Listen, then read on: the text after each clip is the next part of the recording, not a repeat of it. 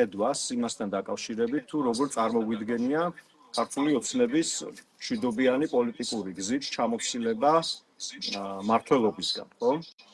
და ამისათვის არის რამდენიმე პირობა, რაც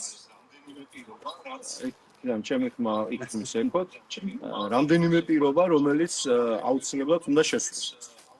და ამ პირობებიდან რამდენიმე უკვე ადგილზეა, უკვე შესრულებულია, მაგრამ ჩვენ გვჭირდება რომ კიდევ რაღაცები გავაკეთოთ, ხო? ანუ რა არის ეს პირობები, რა არის ეს ამოცანები, რომელიც უნდა მიღწეულ იქნეს. პირველი ამოცანა არის ის, რომ ხალხმა უნდა ჩათვალოს, რომ ეს პარტია უნდა წავიდეს ხელისუფლებაში.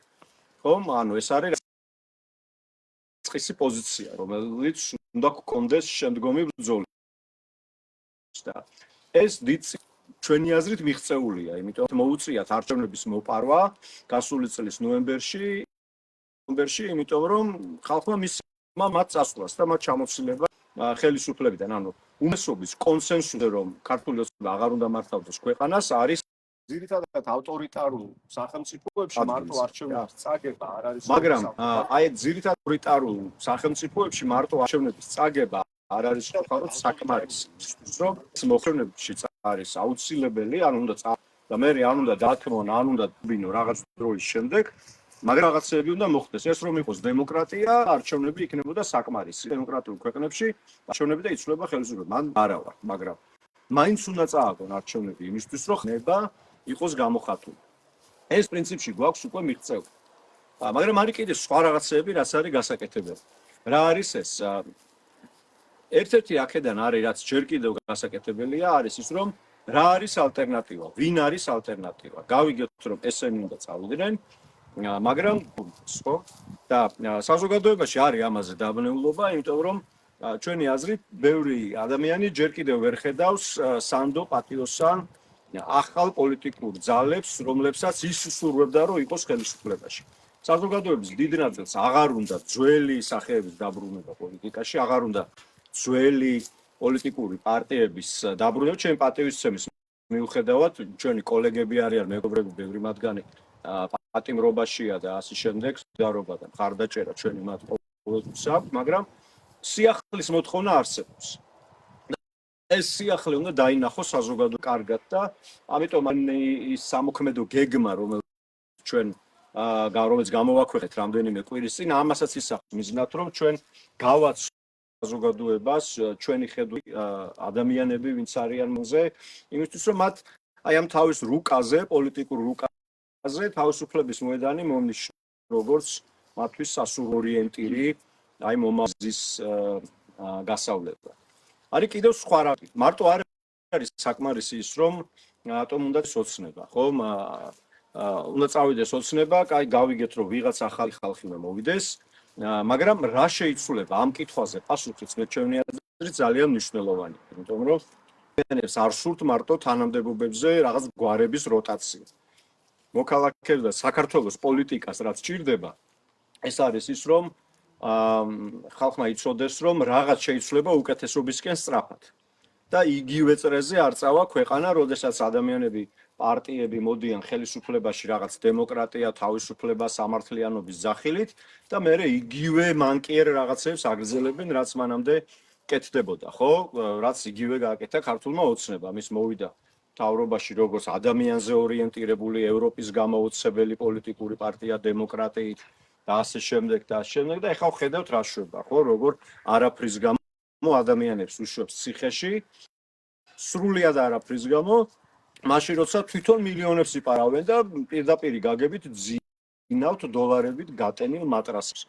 რა ეს ხალხი თავისუფალს ადამიანები, რომლებიც ის გამო დაიჭირეს ციხეში და რა ვიცი, ალბათ ვერასდროს ვერ ვიფიქრებდით, რომ თალთად ჩემი საქმიანობის ერთ-ერთი რუტინული ნაწილი იქნებოდა პოლიტიკათა წერილების წერა.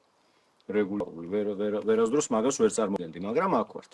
ამიტომ რა უნდა შეიცვალოს არის ასე მნიშვნელოვანი და ეს არის ის, რაზეც ჩვენ ასევე მუშაობთ, არის სწორედ პროგრამები და ხედვა იმაზე, რაც ძალიან სწრაფად უნდა გაკეთდეს ქართული ოცნების ძალაუფლებიდან ჩამოცილების შემდეგ, იმისთვის რომ აი ამ ავტორიტარული მდგომარეობიდან გადავიდეთ უფრო სამართლიან და დემოკრატიულ ვითარებაში. და კიდევ ერთი მნიშვნელოვანი რამ, ეს არის საერთაშორისო მხარდაჭერის შენარჩუნება. ჩვენ ძალიან გვჭირდება შორის რომ ხარდაჭერა, ძალიან გვჭირდება სოლიდარობა, მათი სიტყვებიც, მათი განცხადებებიც, მაგრამ მეტი უნდა შეძლონ, მეტი უნდა გააკეთონ და არ უნდა შეაქციონ ზურგი აი ამ დემოკრატიულ ბრძოლას, რომელიც საქართველოში მიმდინარეობს. ამიტომ აი ეს კომპონენტები თუ იქნება ერთად, ეს ამოცანები თუ იქნება ერთად მიღწეული, მაშინ ჩვენ ვთვლით რომ რეალურად მოხდება ქართული ოცნების რეალური დე-ფაქტო ჩამოცილება ძალაუფლებით. ამიტომ ამ მისაღწევად ჩვენ ცოტა ხნის წინ გამოვაქვეყნეთ 10 პუნქტიანი გეგმა, რაც გავაკეთებ თავისუფლების მოედანი ამის მისაღწევად და ეს მოიცავს შემდეგ რამეებს, ჩამოვთვლი მე უბრალოდ ამას და მე სიკოის საუბრებს და მე ნებისმიერ საკითხზე პასუხს გავცემთ, ხო? პირველი ეს არის ის, რომ ჩვენ დავიწყეთ შეხვედრები, აი ძალიან სწორად იყო ნათქვამი. მე ჩემ წინა ცხოვრებაში მუშაობდი არასამთავრობო ორგანიზაციაში, რომელიც ძირითადად იყო ფოკუსირებული პოლიტიკური პარტიების გაძლიერებაზე, განსაკუთრებით ოპოზიციაში.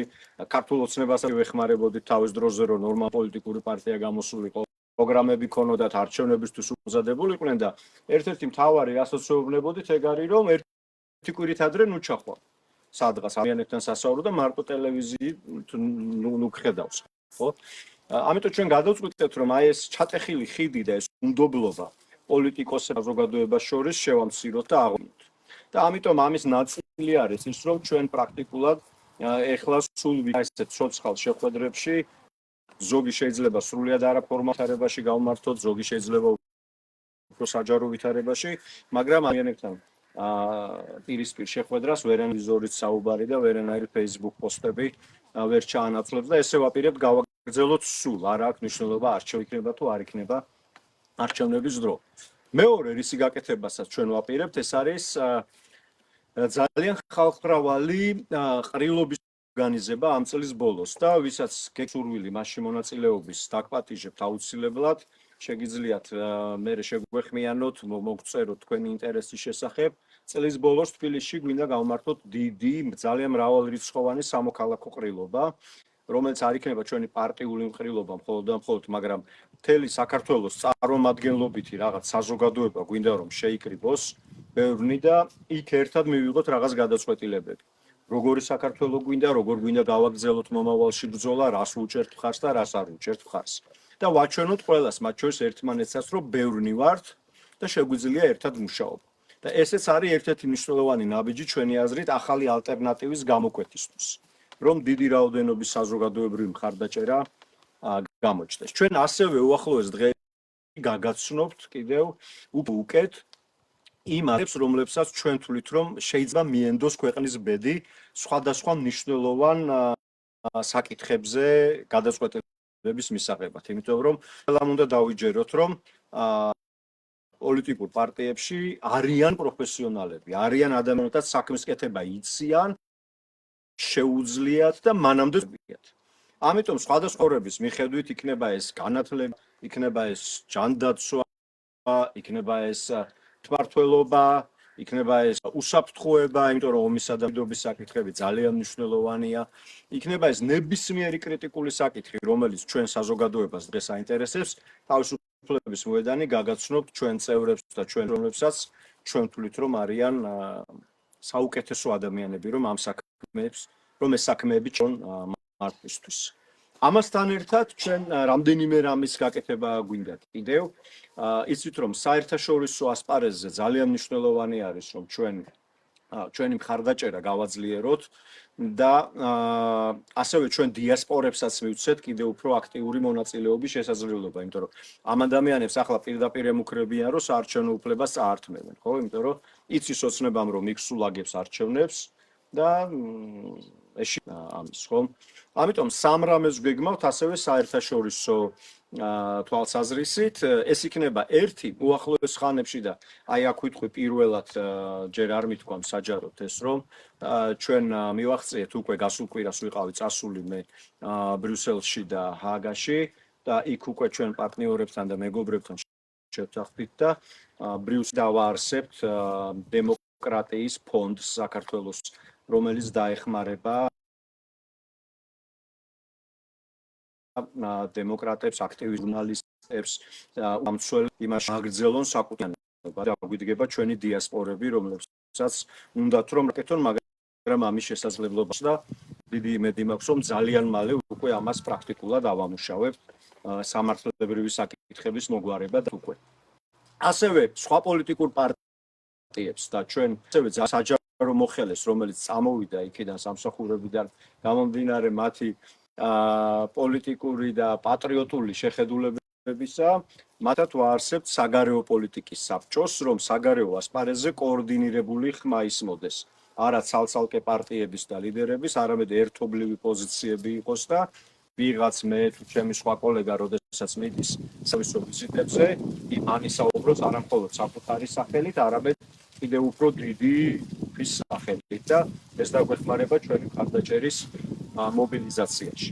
და კიდევ ერთი რასაც ვაკეთებთ, ეს არის ის, რომ დავაარსებთ მუდმივ მოქმედ კონფერენციას ევროკავშირში საქართველოს საკითხებზე, რომ ევროკავშირის ოფიციალურმა პირებმა, იქაურმა დიასპორებმა და ასევე აქაურმა საზოგადოებამ ჩვენ შევძლოთ, რომ ევროკავშირში საქართველოს საკითხი არ ჩასწრის წესრიგიდან, იმიტომ რომ მოგეხსენებათ ძალიან ბევრი პრობლემა, უკრაინის სხვა შიდა პრობლემები და ეს არის ჩვენთვის საფრთხე, რომ საქართველოს გვერდით მოქმედ კონფერენციას დავაარსებთ ყოველ 3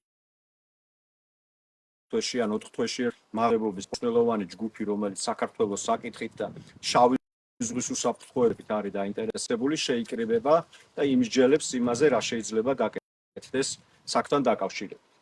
და ბოლოს, რაც ასევე ძალიან მნიშვნელოვანია და ეს არის ალბათ ეს იქნება ჩვენი პასუხი იმაზე, თუ რა უნდა შეიცვალოს საქართველოში, უახლოეს ხანებში ჩვენ დავიწყებთ გამოყენებას ჩვენი გარდამავალი პერიოდის ხედვების.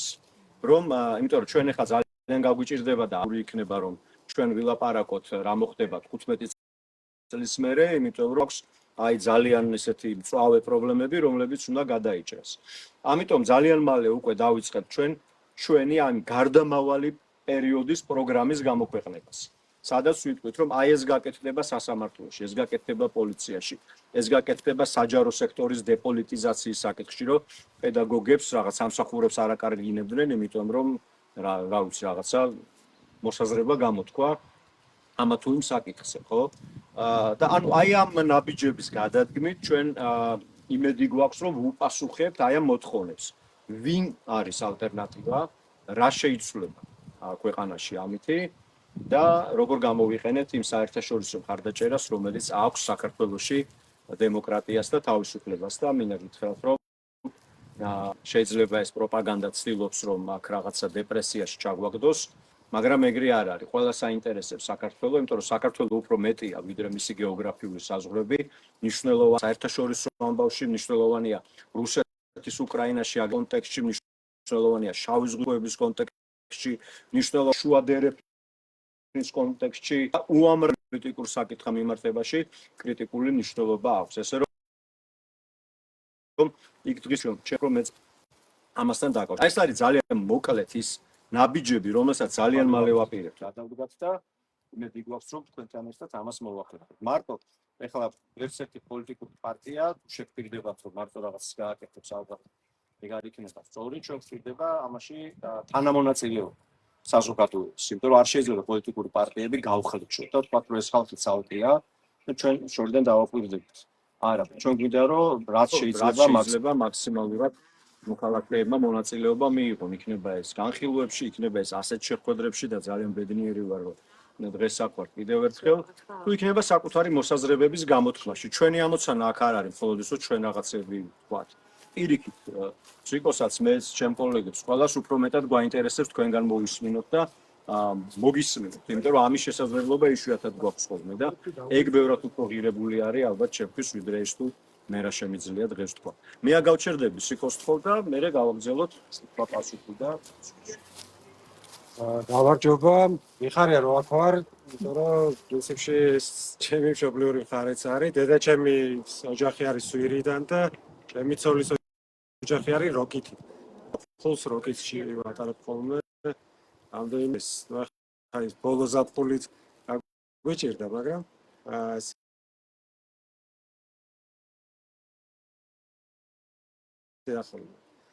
ხო, მე ძირთად მუშაობ საკითხებზე სკოლაში მუშაობ და ამ სკოლაში ბავშვებს იაზრონონ როგორ უნდა დაამონთ თავის საქმიანობა, მასწავლებლები ჩამოყავს ხოლმე და ვაჩვენთ როგორ მუშაობს აღებული სკოლა. ეს არის სკოლა, რომელიც დაარსა გივი ზალდასტანიშვილის საინტერესო კაცი იყო, მისი იყო ქაკუცა ჩოლოყაშვილის შემქმნელი.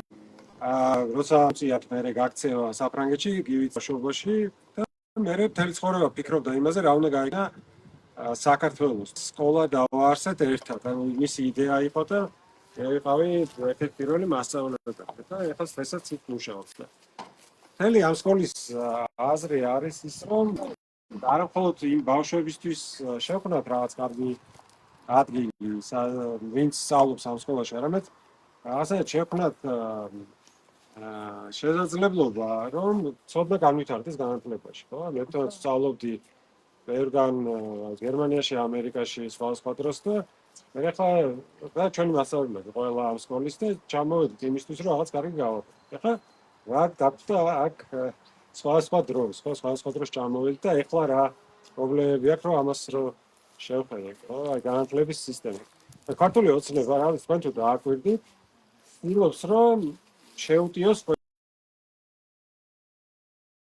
ყველა თუფალ სკოლის აზროვნებს ან აკვი იმის კეთებლად დოსემსკა დამოუკიდებლად, ხო? ესეთ თავიდან არასამთავრობო ორგანიზაციები, რაც საერთაშორისო ფული მედია, რომ რეკლამისგან და ასევე საერთაშორისო მხარდაჭერისგან შეუტიეს ასევე მუზეუმების თანახმად 2 წლის წინ მუზეუმებიდან მნიშვნელოვანი მეძრი. მაგალითად არქეოლოგიური ექსპედიციები შეზღუდეს, რომ ვისაც შეუძლია რაღაცა ცოდნით დამოუკიდებლად რაღაცა გააკეთოს, მათ რო არ მიცენ შესაძლებლობა და ახლა ახალი მიზანი აქვს, რომ შეზღუდონ უნივერსიტეტები და სკოლები ისეთ შეზღუდულიყავთ, ხო? ისედაც იყენებენ სკოლებს არჩევნების დროს, აგროვებენ მასწავლებლები მშობლებს, ვეთხოვენ რომ ამიცენ ოცნებას, მონაწილეობენ კოორდინატორებად მუშაობენ, მე საერთაშორისო სკოლებში გახსნიან და ასე შემდეგ.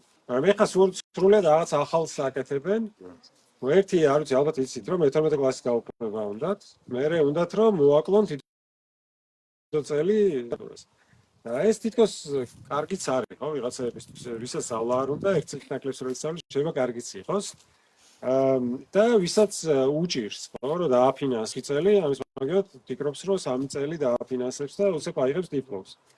მაგრამ სინამდვილეში ეგ ნიშნავს, რომ ეს 100,000-ზე მეტი ახალგაზრდა უცებ გამოეთიშება განათლების სისტემას. ხო და ეხლა რომ დავფიქრდეთ, აი ეს რაღაცას რატო შეიძლება აკეთებდეს ნებისმიერი ხელისუფლება, როცა მთელი მსოფლიო ცდილობს, რომ რაც შეიძლება ბევრი ხალხი ჩაერთოს განათლების სისტემაში, ჩვენთან რატო ცდილობენ, რომ რაც შეიძლება ცოტა იყოს. ხო, შეიძლება ბევრი სხვა პასუხი ვიპოვოთ. და ერთ-ერთი პასუხი არის, რომ ეს ხალხი არ იყოს აქტიური სკოლებში, არ იყვნენ აქტიური უნივერსიტეტებში, იმიტომ რომ მაგალითად თბილისში სტრატეგიაში მონაწილეობენ პროფესორებიც, სტუდენტებიც, სკოლის მოსწავლეები ბოლო კლასში ნახეთ, რომ გავიღებდნენ მონაწილეობას, გაიფიცენ სკოლები და ახლა უნდათ რომ ესეც ახლა უნივერსიტეტებში პირდაპირ რომ აი კობახი და 20 წლის მაისში ორი ნიშნით არიან პროფესორები შერჩეული და ამას რაღაცა უნდა გავწმინდოთ რა უნივერსიტეტები პროფესორისგან. ეხლა ეს რას ნიშნავს? თუ ამას გააკეთებენ პროფესორების წმენდას, ნიშნავს რომ ეს ყველაზე მცოდნე კი არ იქნება პროფესორი, არამედ იქნება ის ვინც ყველაზე ერთგულია, ყველაზე დამჯერია, მოთვინიერებული ვინც არის, ხო, საბოლოო ჯამში. თუმცა პრინციპში ეხლა ამ განათლების რეფორმაზე შეიძლება შევხედოთ ზოგადად რას აპირებენ ქვეყანაში, ხო? ანუ ეს არის მაგალითი იმისი, რაც უნდათ რომ იყოს ქვეყანაში. ქვეყანაში უნდათ რომ ყველაფერს თვითონ აკონტროლებდნენ, უნდათ რომ თავისუფალი აზრი არ არსებობდეს, შეიძლება პარტიას და ეს პარტია უნდა იყოს ერთი, დანარჩენი უნდა იყოს აკრძალული, ან უნდა ჩვენსავით ვალოდდეს არეგისტრირებაზე და ეხლა რა ვიცი, ფიქრობთ რომ ამას შევეწინააღმდეგოთ, მაგრამ ბევრი სხვა რაღაცის გაფუჭებას აპირებენ. მაგალითად, მე-12 კლასის გაუქმება უბრალოდ მოსწავლეების შემცირება არ არის, ხო? მაგალითად, ჩვენი ახლობლები არიან კეფიანები და ას მათი შვილები ყველა საზღვარგარეთ სწავლობდა. ხო, ეხლა გაუჭირდება ახალგაზრდას რომ წავიდეს იმაში საზღვარგარეთ, იმიტომ რომ მაგალითად მე როცა 11 კლასი დავამთავრე და გერმანიაში მინდა წასვლა, მომიწია ჯერ 2 წელი უნივერსიტეტში სწავლა და მერე გადასვლა გერმანიაში, რომ იქ პირველ კურსზე დამეწყო სწავლა. იმიტომ რომ პირდაპირ 11 წლიანი სკოლიდან უფლება არ გაქვს რომ გადახვიდე.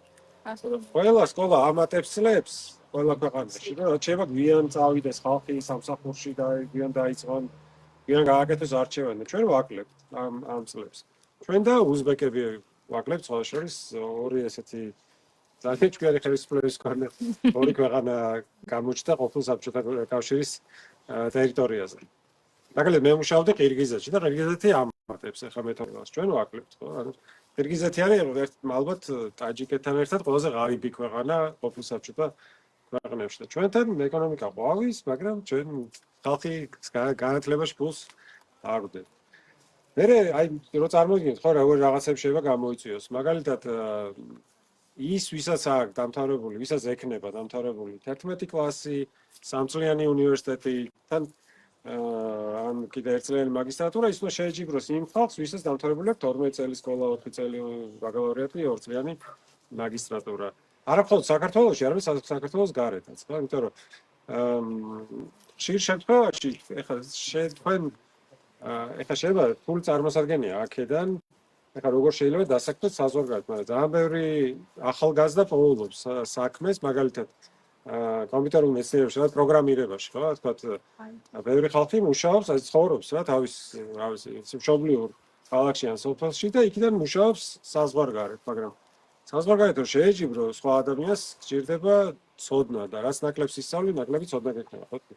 თითქოს ესეთი მარტივია ეს ყველაფერი, მაგრამ მაინც გვეუბნებიან რომ აი ჩვენ ხო ვისწავლეთ 11 კლასი და რა უჭირს, მაგრამ ჩვენ 11 კლასი კი ვისწავლეთ, მაგრამ მე 5 წლიანი უნივერსიტეტი ვისწავლე და არა 3 წლიანი უნივერსიტეტი, როგორც ახლა დავაზოგენ. ძალიან დიდი განსხვავებაა 11+5 და 12+3 შორის, ხო? ანუ ერთ შემთხვევაში 11 წელი ვისწავლე და ერთ შემთხვევაში 14. ესე მარტივი არა, ხო, იმისი გამართლება, რასაც აკეთებენ. ხო და მოკლედ ამ განათლებაში ახლა ვფიქრობთ ბევრ სხვა რაღაც გაკეთება. თბილისში რა ხდება მოგიყვეთ ჩვენ მაგალითად 2 დღე გვაქვს აღებული, ერთი დღე სასამართლოსთან გვაქვს აქციები, რომ ხალხს დავანახოთ როგორ ჩაგრავენ პოლიტიკური ნიშნით ხალხს სასამართლოებში რა ხდება, ყვებით ამ ამბებს და მეორე დღე ახლა გავაკეთეთ თბილისის სახელმწიფო უნივერსიტეტის წინ, რომ იქ პროფესორები გავააქტიუროთ, იმიტომ რომ ახლა ერთ-ერთი პრობლემა ისევ იმაზე, რომ იქნება მე არ შემეხოს და აი ვიღაცას გააგდებენ, მე არ გამაგდებენ, მე ხო ჩუმად ვარ და სიამდვილეში დამსახურებიდან უშვებენ თქვის ყველას, ვინც მათ არ ემსახურება. თან უნივერსიტეტების დახურვას აპირებენ და გაყიდვას. მაგალითად თბილისის ცენტრში, ჭავჭავაძის პროსპექტზე პრაქტიკულად ყველა საუნივერსიტეტო შენობის გაყიდვას აპირებენ, რომ მერე ეს ხალხი გაუშვან რუსთავში და ქუთაისში. რა ქუთაისში რატო? იმიტომ რომ იცით, ალბათ გვიძნამ რომ ააშენა უნივერსიტეტი. თავიდან გითხრეს რომ 60,000 სტუდენტი ეყოლებოდა და ეხლა 1000-ზე ცოტა მეტი არის. ანუ აქ არ მოდიან. სტუდენტები მიუხედავად იმისა, რომ უამრავი ფული დაიხარჯა, აშენდა ახალი კორპუსები, თავის აღორიეს ტყე გაალამაზეს, ხო, რომ გაივლიტყობე ტროტუარები ავსიმაღლე, უცნაურად მოწყობილი ამბავია, მაგრამ არ უმსავლა რა, ურჩევნია რომ ისოს სხვაგანი, სადაც მეტი თავისუფლება, სადაც არ მიეწებება ის რაღაცა იარლიყი, რომ ბიზნეს უნივერსიტეტში სწავლობდი მაინდა-მაინც და ასე შემდეგ. ეხლა უნდათ რომ ძალით მოიყვანონ აქ, ანუ დახურონ, მაგალითად, ტექნიკურ უნივერსიტეტში, თბილისის სახელმწიფო უნივერსიტეტში, ილიას უნივერსიტეტში სხვა სპეციალობა და უთხრან რომ აი ერთ-ერთი სხვა ადგილი სახელმწიფო უნივერსიტეტში, სადაც დაგიფინანსდება სწავლა, არის ქუთაისის უნივერსიტეტი. ამას ხო, თან ქუთაისის აკაკი წერეთლის უნივერსიტეტიც ხო არის, მაგრამ იმას უნდა გაიყონ ახლა სპეციალობები. სიამდვილეში დღეს ქუთაისის აკაკი წერეთლის სახელობის უნივერსიტეტში უფრო მეტი ხალხი აბარებს, ვიდრე აი ამ ბიზნეს ახალ უნივერსიტეტში. და ესეც კარგი საკითხავია, ხო, აი რატო ხდება ეს? რატო არის ის, რომ აი ვითომ გერმანელებთან ერთად გაკეთებული ამდენი ფული რო დახარჯეს, რატომ მიდიან იქ? და იმდენს მიდიან, რომ უფრო ახლოს არის უნივერსიტეტი, შეიძლება ფეხით მიხვიდე, რა ვიცი, შეიძლება უფრო მოგწონს ხალხი, ვინც ასწავლის, უფრო რაღაც მისაღებია ის გარემო, სადაც მიდიხარ. ხო, ეხლა აპირებენ რომ ხელოვნურად, ანუ შენ კი არ კითხო, როგორც ეხლა არის სტუდენტს, სად გინდა რომ წახვიდე, არამედ გაგაგზავნონ, გაგისაზღვრონ. როგორც იყო პრინციპში საბჭო კავშირის დროს და სხვა შეს ეგ პირდაპირ თქვა ირაკლი გობახიძემ, რომ ჩვენ რო გვინდა რომ საბჭო კავშირში როგორც იყო ორგანიზებული ეს უნივერსიტეტების სისტემა, ის დავაბრუნოთ. ეხლა საბჭო კავშირში როგორც იყო ის საუნივერსიტეტო სისტემა რო დავაბრუნოთ, ნიშნავს რომ აი მაგალითად ილიას უნივერსიტეტი არის ერთ-ერთი საუკეთესო უნივერსიტეტი საქართველოში. არის ყველა სოფლიო რეიტინგები რო ავიღოთ, საქართველოში და კავკასიაში ყველაზე უკეთესი შედეგები. რაც ნიშნავს იმას, რომ ყველაზე მეტს იკვლევენ აქ პროფესორები, ყველაზე მეტი კვლევა ტარდება, ყველაზე მეტი პუბლიკაცია, ანუ ძალიან ბევრ რაღაც საერთაშორისო პროექტებში არის ჩართული და ეხლა ეუბნებიან ამას, რომ თქვენ უნდა გქონდეთ მხოლოდ რაღაცა სპეციალობები, რაც იყო საბჭო კავშირში. ანუ აღარ უნდა გქონდეთ ინჟინერია, აღარ უნდა გქონდეთ საბუნებისმეტყველო, ისტორიას არ უნდა ასწავლიდეთ, ფილოლოგიას არ უნდა ასწავლიდეთ, უნდა ასწავლიდეთ მხოლოდ მასწავლებლების მომზადების პროგრამებს, როგორც ეს იყო აქ. და ეგ რას ნიშნავს? უბრალოდ რომ წარმოვიდგინოთ 17000 სტუდენტი სწავლობს ეხლა და მე ისწავლის 1000 მაქსიმუმ. ანუ ეხლა რომ დავთვალოთ, ეხლა რა რაოდენობის ხალხი სწავლობს ამ სპეციალობას. ხო და ესეც რომ დავსვათ, აი რატო უნდა გააკეთო ესეთი რაღაც, ხო? აი თუ ხარ რაღაც პასუხისმგებლობის მქონე ხელისუფლება. აი რატომ შეიძლება ესეთი რამე გააკეთოს და პასუხი არის ძალიან მარტივი. ამ უნივერსიტეტს ვერ აკონტროლებენ. ან სხვა უნივერსიტეტების რექტორები მაგალითად დაყვებიან მინისტრებს, რაღაცა ახალგაზრდულ ბანაკებში არჩევნების წინ მოუწოდებენ რომ ქართულ ოცნებას მისცენ ხმა. ხმას არ იღებენ, როცა ითხოვს მაგალითად სუსი რომ გაათავისუფლონ პროფესორი, ათავისუფლებენ ესეთ ურჩ პროფესორებს. ილიას უნივერსიტეტი სხვანაირად იქცევა. ილიას უნივერსიტეტში მაგალითად ჩარშან წინ დიდი გამოსვლები რო იყო აი რუსული კანონის წინააღმდეგ. გერმანიის საგარეო საქმეთა მინისტრი რო ჩამოვიდა, ხელისუფლებას კი არ შეხვდა ილიას უნივერსიტეტის სტუდენტებს და პროფესორებს და ამან გადარია ესენი რომ ჩვენ არაფრით არ გვაკდებენ და აგერ პატივისცემენ ამ უნივერსიტეტის პროფესორებს და იმის მერე დაიწყო შეტევა, ხო? აი მაგალითად რექტორი არის ჩემი ყოფილი თანამშრომელი და მეგობარი და სტუდენტები მიუხსიეს შარშან. და სტუდენტები აპროტესტებდნენ კორუფცია ამ უნივერსიტეტში. და კორუფციის ნიმუში რა იყო იცი? რომ უნივერსიტეტის ადმინისტრაცია ცოტა ბენზინი დახარჯა. ეგეთ რამე გაიგია? ანუ ბევრი ვანში რო იყო, ხო? ძალიან ბევრი ბენზინი დახარჯა, საკითხო საპირისპირო. ანუ ვერაფერი რო ვერ უყურებს, მე ვთხეს რომ ცოტას რატო დადიხართ მაქანით. ჩვენს მედიებში ასწავლიან, რომ უნდა გადააჭარბა. ხო და ეს ამათქვეს რომ კოვიდი იყო და სახში ვიჭექითო და ვერ დავდიოთ მაქანით და არ დაგვეხარჯა ესო. არა, ესო ნიშნავს რომ თქვენ საქმეს არ აკეთებთ. აი წარმოიდგინეთ აი ესეთ დონის რაღაცა შეტევები არის ამ უნივერსიტეტზე. და ნუ მე ხალხი ყავთ დაქირავებული, რა ვიცი, საჯარო სამსახურებში, რომლებიც აი მაგალითად რო შეხვდით ამ უნივერსიტეტის გვერდზე, რა ვიცი, აი მაგალითად ერთ-ერთი ჩვენი ახლობელი, საფასტა გორსაროთი, მაგალითად წერდა უსამშობლოების ქარხანა. რაღაცა დავალებული აქვს და წერს ამას და ამ დროს ადამიანი ადრე სკოლის დირექტორი იყო. ხო და ნუ აი ხა თავის არ მოვიდოდა ეგ აზრი თავში ხა რო შეხვდები ვკითხავთ რატო წერა ამას, როცა იცის რომ ჩემი ცოლი იქ მუშაობს. ხო აი აქამდე ხო შეიძლება რანაირად მიიყვანო ადამიანები რომ საკუთარი ახლობლის წინააღმდეგ ესეთი რაღაც დაწერო და ესეც არის მართვის ერთ-ერთი საშინელება რა რაც ხდება საქართველოში რომ ესე შეიძლება გადაკითხო ხალხი ერთმანეთს რომ ახლობელი ახლობელს უწერდეს რომ შენ უსამშობლო ხალხს ზრდი.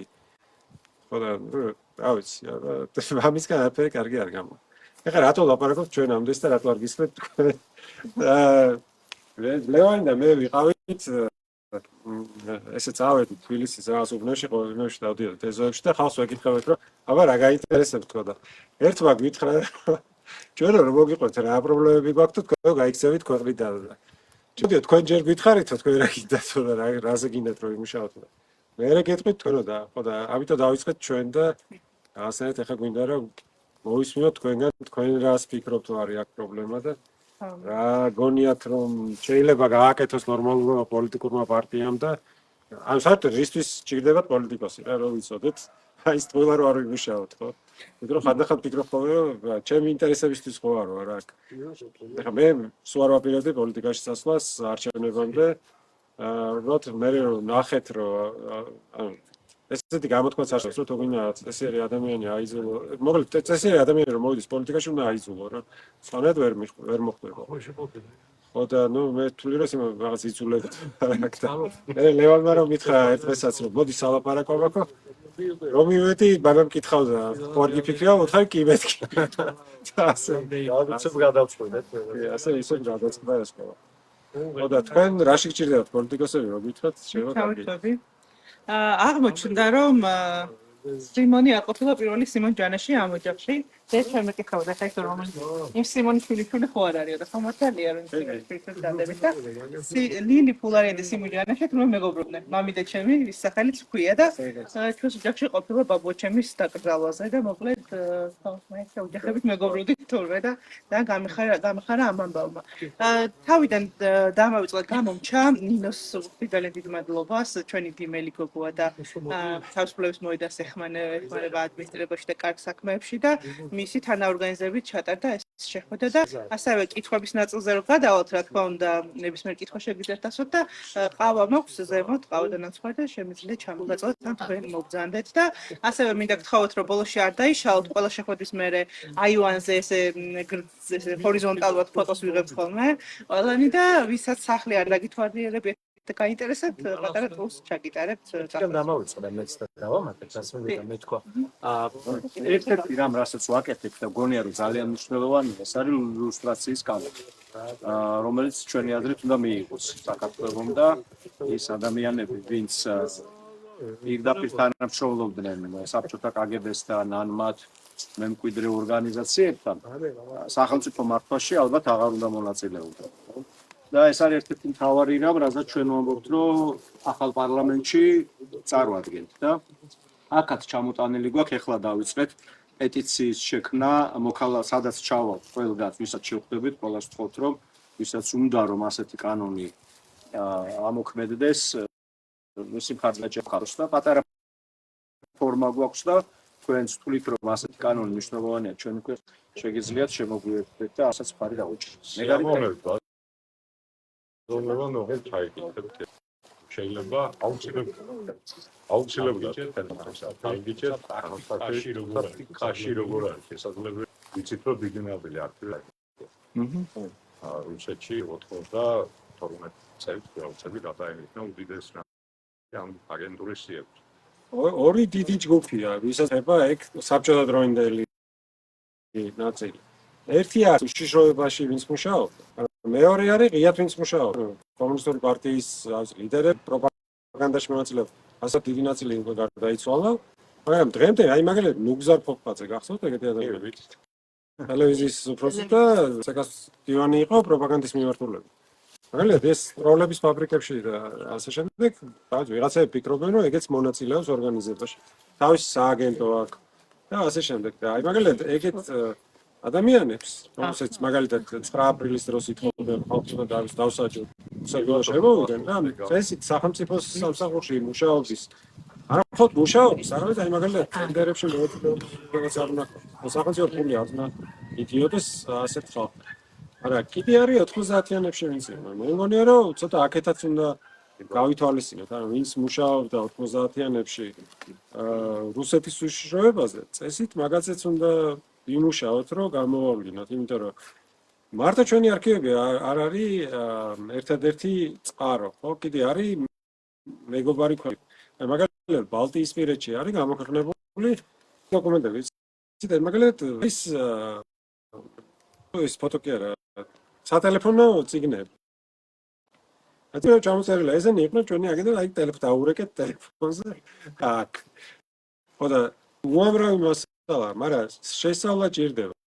ხო, ამას ყველაფერს მაგალითად 90-იანებში გატანივის ნაწილი ის გამოიწვის ის მართალია თუ ყავდა. იმიტომ რომ იქ იყო ისეთი ხალხი, ანუ ხურდიას თავის ნაწილმა გაიტანა ნაწილი, მერე რუსებმა გაიტანა რუსეთში, აიწოდა ნაწილი აქ არის. ასე რომ ხო, აი ეს პრობლემა არის, მაგრამ უკრაინაში არის არქივები, ისპირეთში არის არქივები. გარეთი რომელსაც არქივებში არის ქართველების შესახებაც. ასე რომ ეგეც შეიძლება გამოგვადგეს, მაგრამ თავარი მაინც ანუ ჩვენ ვფიქრობ ხოლმე რომ ის ხალხი და ის ამ დასჯა არ არის მთავარი, მათ ხალხის მთავარი არის რომ ჩამოყალიბდეს სამართლიანობის რაღაც სტანდარტი, რომლითაც იხელმძღვანელებს მომავალი მთავრობებს. მომავალი მთავრობას თუ შეესწება რომ ადამიანის უფლებები შელახოს, მათ შორის უშიშროების გამოყენებით, ხო? მან უნდა იცოდეს რომ მე აი ესეთი კანონი ესეთი კანონს კანონთან მოუწევს პასუხისგება. მაგალითად, ეხლა გოგაშვილის ის რო იყო, თუ გახსოვთ, სუსში რომ მუშაობდა, სუსის უფროსის მოადგილე გოგაშვილი. მაგან გამოიტანა ფაილები. ამ ფაილებში ეწერა ესეთი რაღაცა, რომ აი სიკო ჯანაშიაო, ვიღაცა რეკავს, რომ გავიგეო, რომ განათლების სამინისტროში დაიწყო მუშაობა. ეხლა მეო დავრეკავ მთავრობაშიო. და მაგათ ვეთყვიო, როგორ გაბედესო, ეგო როგორ მუშაობს ეგ. არც ის იყო მართალი გირჩელი ვიყავით, არც ის რომ განათლების სამინისტროში დაიწყო მუშაობა, მაგრამ მან ჩანდა ძალიან მარტივად, რომ კონკრეტულ გავლენიან ადამიანს შეეძლო რომ ის გავლით დაებლოკა კონკრეტული სხვა ადამიანის თანამდებობას. და ამიტომ მაგალითად ამ სიტუაციის კანონის ნაწილი მარტოვის გამოავლინოთ ვინ ჩაგრავდა. არამედ ვინ ანუ მე უნდა მივიდე და ნახო მაგალითად რა მონაცემებს აგროვებდა ხო ჩემზე. აი მაგალითად თქვენ აღმოაჩინოთ რომ აი სამსახურში დაგბლოკეს რაღაცა კონკურსში ვერ გაიმ ან რა ვიცი აი მაგალითად არჩევნებში იღებდით მონაწილეობას და სუსი მუშაობდა თქვენ წინააღმდეგ. და ის ვინც მუშაობდა თქვენ წინააღმდეგ ის უნდა დაექვემდებაროს ამ კანონს და უფლება აღარ უნდა ჰქონდეს რომ მიიღოს მონაწილეობა სახელმწიფო სამსახურში. იმიტომ რომ ეგ არის ადამიანის უფლებების შელახვა. სხვანაირად უბრალოდ ესე გავაგრძელებთ. ამას მე გადაიბარებს ახალი ხელისუფლებას იგივე ინსტრუმენტებს, მე ის დაჩაგრავს დავიდან ხალხს, მე ჩვენ ისე გავავთ სრულსწავლზე, მე ისე თავიდან და ასე გავთავებოთ. ამიტომ ეს ილუსტრაციის კანონი ასეთ ანუ არა მხოლოდ საბჭოთა პერიოდს უნდა ითვალისწინოს, ის მე მგონია რომ ეხლაც მნიშვნელოვანია. აუცილებლად თუ შეიძლება კიდევ ვინც დღეს ჩართული ამ პროცედურებში ქარხნებში მუშაობს თუ მერიებში არიან და აიდას სიპებში დასაქმებული და სინამდვილეში პროპაგანდის მსახურობდეს ესენიც უნდა იყოს ამ სიებში მოსენებული აუცილებლად და ამის ორგანიზება თუ მოხერხდება რომ ეს ხალხი იქნას გამოვლენილი და მათ სიები გაკეთება იქნება ძალიან კარგი. აუცილებლად. იმიტომ ეს ვფიქრობ საშინელი სურათი არის აქ სოფელში ვცხოვრობ და უყურებ რა ხდება რას დაამსგავს ეს ხალხი. აი ადამიანს რო ვიცნობდი პატიოს ან ნორმალ ადამიანად აქციეს ზომბად და აქციეს მოსისხლებ ტრათ განსხვავებულად მოაზროვნე ადამიანის ფილმი. ნებისმიერი მოაწერს აი თუ მივიდა იმ ეტაპამდე აი როგორც 90-იან წლებში ნებისმიერი მოაწერს ეს განსხვავებული აზრის ადამიანის დაფრედა და შეადგენს სიებს და ჩვენსაც მოაწერს. და დანაშაულს არ იგნობს არა. ხო არანაირ სინდისხები. ამათ რა უნდა იცოდნენ რა აელოდებათ თუნდაც ინფორმაციის დონეს. კი, აი ამ საქმე ძალიან მნიშვნელოვანი არის ილუსტრაციის კანონი იყოს სამართლიანობის აღდგენის დიდი ინსტრუმენტი, მათ შორის ისტორიული სამართლიანობის აღდგენის, რომ და კარგად ვიცოდეთ თვალი გაუსწოროთ იმას. აბსოლუტურად გეთანხმები რომ აი ეს ადამიანები რეალურად რაში მონაწილეობენ, ხო რუსული ჰიბრიდული ომის ნაწილი არის. და ეს არის დაგეგმილი და განხორციელებული, როგორც მინიმუმ მათი დახმარებით, ან მათი სახელმძღვანელოებით და მათი ინტერესის შესაბამისია, ხო? ამიტომ ეს კანონი, ეს პროცესი იქნება, ჩემი აზრით, ძალიან მნიშვნელოვანი მთლიანად, ამათაც უნდა ფარავდეს ყველა ვარიანტში და ამასთანავე ეს ილუსტრაციის კანონი ვერ იმუშავებს იზოლაციაში. ჩვენ აუცილებლად დაგვჭირდება ძალიან სწრაფად სასამართლოში ცვლილებები, სამართალდამცავებში ცვლილებები, იმისთვის რომ ილუსტრაციის პროცესი ასევე არ გახდეს ჩდუნება ვიღაცისთვის მერე პოლიტიკური ანგარიშსწორებისთვის. რომ როგორც ადრე იყო, ხო, დააბრალო ვიღაცებს რაღაცა და მერე სახელმწიფო ინსტიტუტები გამოიყენო იმისთვის, რომ უბრალოდ ჩამოიცილო მეტოქეები. ხო, ამიტომ საკმაოდ ფართო ბადე უნდა გაიშალოს ჩემი აზრით, მაგრამ იმისთვის რომ აქ უსამართლოდ არ მოხდნენ ადამიანები, ძალიან სწრაფი რეფორმები დაგვჭირდება სასამართლოშიც, სუსშიც, პროკურატურაშიც, პოლიციაშიც, რომ უსამართლოდ არავინ არ დაიჩაგროს და რეალურად ადამიანებმა შევიტყოთ სიმართლე ჩვენ შესახებ და ჩვენი ქვეყნის შესახებ და მომავალში დავისვათ დემოკრატია, ის იქონ სწორედ სტანდარტი შეიქმნას, რომ მე მომავალში რა მოხდება, იმიტომ რომ ესე იყო, ეს საკითხები არავის არ და ილუსტრაციაზეც ვიღაცებს ულაპარაკე, მე არაფერი არ გაუკეთებიათ, იმიტომ რომ გავლენიანი ჯგუფების ინტერესებში ხდება და ერეოდნენ და რომ არ გვინდა, არ არის ახლა საჭირო და შემდეგ და ში ალბათ ერთ-ერთი მიზეზი რის გამოც ეხლა აქ ვართ, ის არის რომ ეგარ მეც დავსამართლებ ზუსტად ეს სასამართლოს და პოლიციის შევეხეთ წინამთავრობის ეს თქვა წინამთავრობამ და იმ წინამთავრობამ რაღაცები რაც შეიმუშავა შეცად მან კი ერი ბევრი გადმოყვა და ეს სისტემურ ცვლილებებს და ეს სისტემის შეცვლას და სისტემის დანგრევას როგორ გეგმოთ, იმიტომ რომ რავდოსება მოიგო და კიდევ უფრო აიყვანა ახალ ეტაპზე და ახალ დონეზე ეს პოლიციის თავგასულობა თუნდაც და სასამართლოს კორუმპირებულობა და ასე შემდეგ და ამ ნაწილის რეფორმა როგორ წარმოგიდგენიათ, როცა ამდენად მადარის ფესვები გამდგარა? თოლე ამბავია, მაგრამ ერთი რაც არის რომ ზედამხედველობა ჭირდება. ხო, მაგალითად, რავი, ეს არასამთავრობოების შეტევა, არასამთავრობოებზე შეტევა, მაგისტრის ჭირდება, ხო, რომ არ აკვირდებოდეს იმას, როგორ მუშაობს ეს უწყებები. ხო, მაგალითად, ციხეებში შედარებით გამოსწორდა სიტუაცია მაშინ, როდესაც დაუშვეს არასამთავრობო ორგანიზაციების ზედამხედველობა ციხეებზე. ხო, როცა შეგიძლია პატიმართან მიხვიდე და გამოკითხო, მაშინ ნაკლები შანსია, რომ ისე იძალათოს მასზე, რომ ვერანი ვერ გაიგოს. პოლიციას ჭირდება ეს ზედამხედველობა. სასამართლოში რაც ხდება, იქ ცალკე საკითხია, იმიტომ რომ იქ ზედამხედველობა საშიშიც კი არის. რომ სახელმწიფო როცა ერევა ზედამხედველობაში მეშტება ბერკეტი, რომ თვითონ განაცხადებები გამოატარინოს როგორც თვითონ უნდა. მაგრამ მანდარი უფრო ხალხის შერჩევა, მე ამ ხალხის გადარჩევა მართლაპატიოსნებით და ეკლანის მოშლა არის ერთ-ერთი აუცილებელი ნაწილი. სასამართლოს ახლა აქ ისეთივე ძალაუფლება, როგორც აქ ქართულ ოცნებას. რეალურად თუ მოუნდება ერთ დღეს გაისტუმრებს.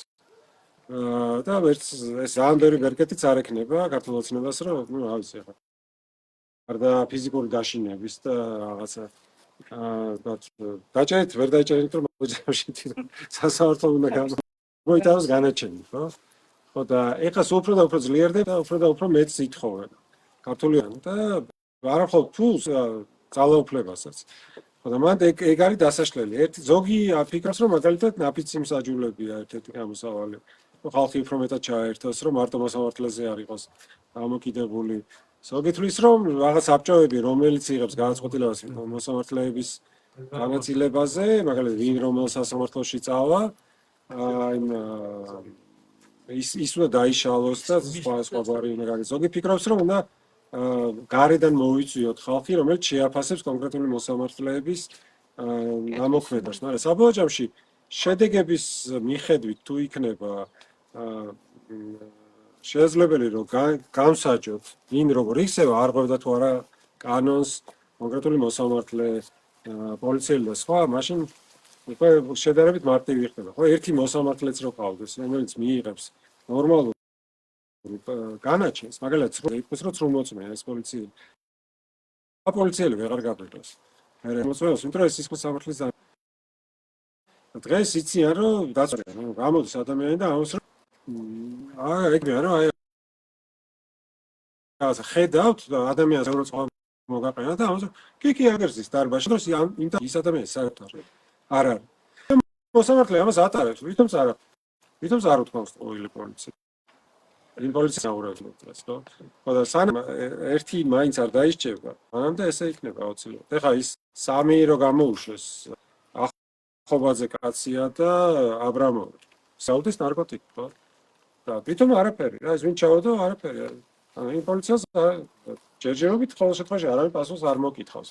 სანამ არ მოკითხავ ვიღაც პასუხს, ხო? მანამდე არ შევა. მანდ არის საგამოძიებო ჟურნალისტიკის გაძლიერებაც ერთ-ერთი გზა. ხო, ძალიან ბევრი სხვა გზიდან უნდა.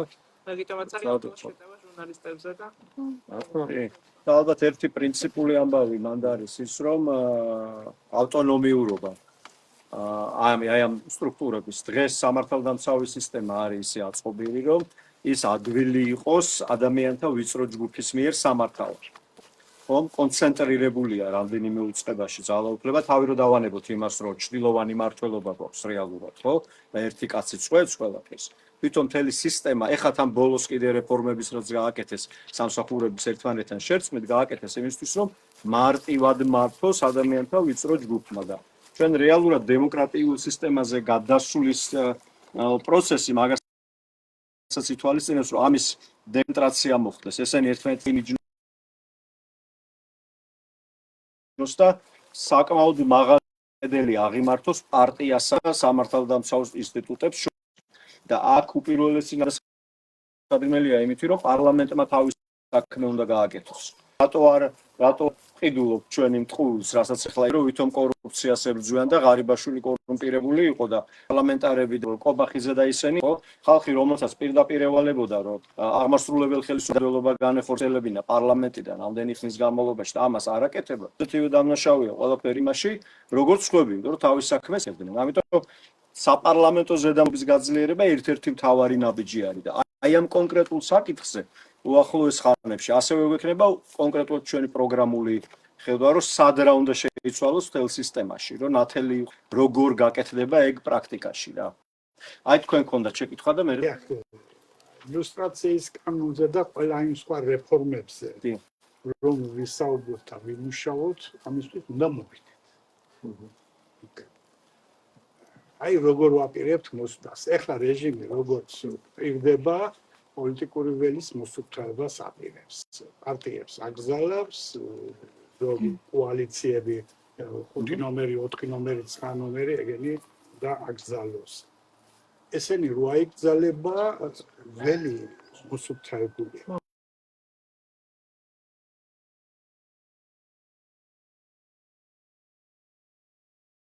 მისცემის ათვისებას და გარიწას.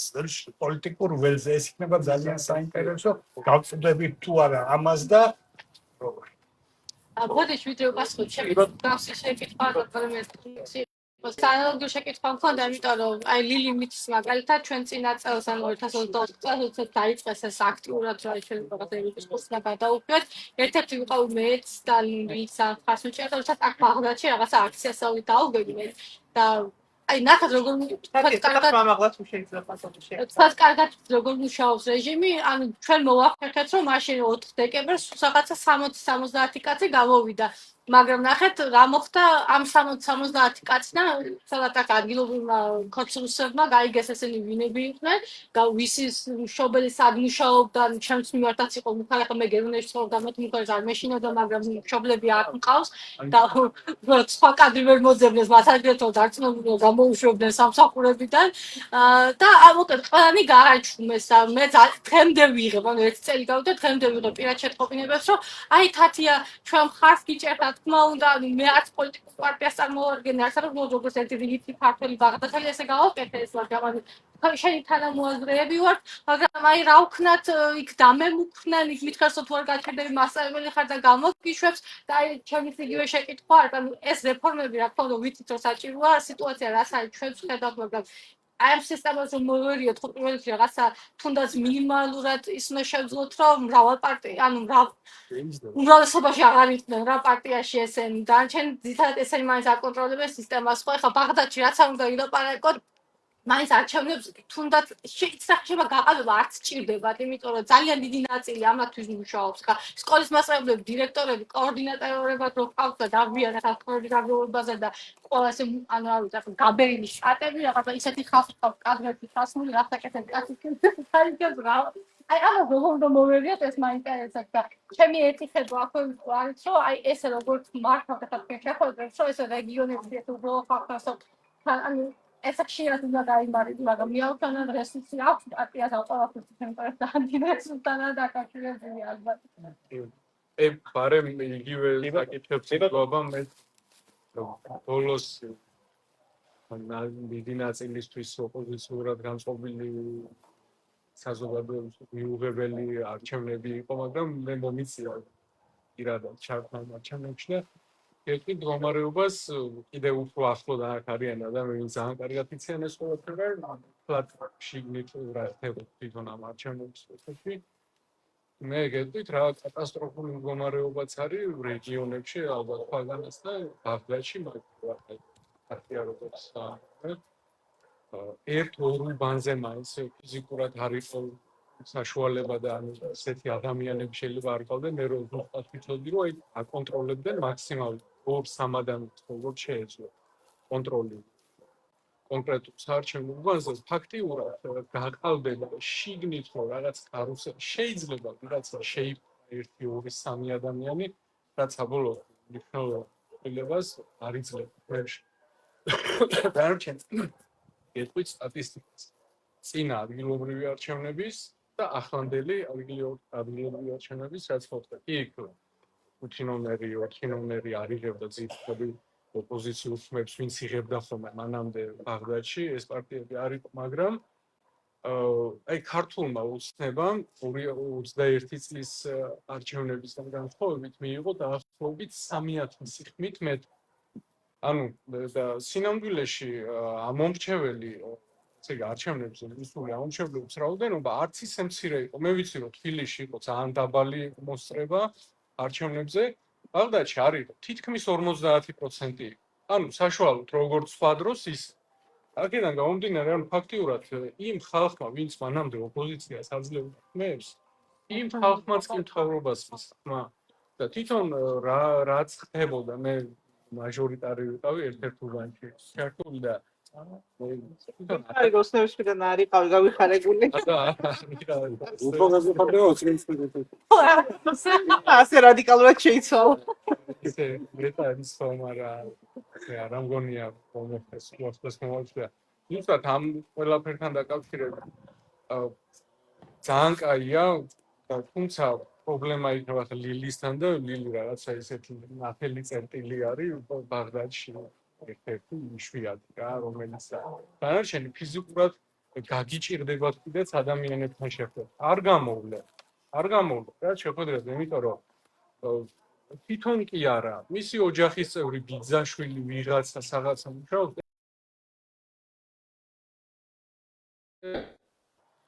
მე ვფიქრობ ეს ხალხი რა თქმა უნდა ყველა ასეთი ბოდიში ხსუდი შედავდა სხვარი არის და ანუ რაღაცა თავში რაღაცა არ უნდებთან ყაცე ვერ ვიყვი უბრალოდ აი დამოკიდებულება ბიუჯეტზე მთავრობაზე ძალიან დიდია ქალაქისგან განსხვავებით და ძალიან ძნელია რაღაც ცვლილებებს ან სადაც თავიდან თუ არ დაიწყო ცვლილება და რამე ისეთი უარი ცვლილებებს იმ ადამიანებმა აი გამორიცხული რა მართლა მიუხედავად ყველაფრისა 8000 მართლა იმდენი ხმები მივიდეს აი რამდენიმე ასეული ხმა გამოაკეთა არის კატასტროფული მდგომარეობა და მე მგონია რომ და ეს ყველაფერი აი რაც ვისაუბრეთ ძალიან კარგია უბრალოდ იქამდე მისვლა რანაირად შეიძლება თუნდაც და არხის მაგაზე ახლა რომ შევხედოთ ქართულს ბოდიში თქვა შეიძლება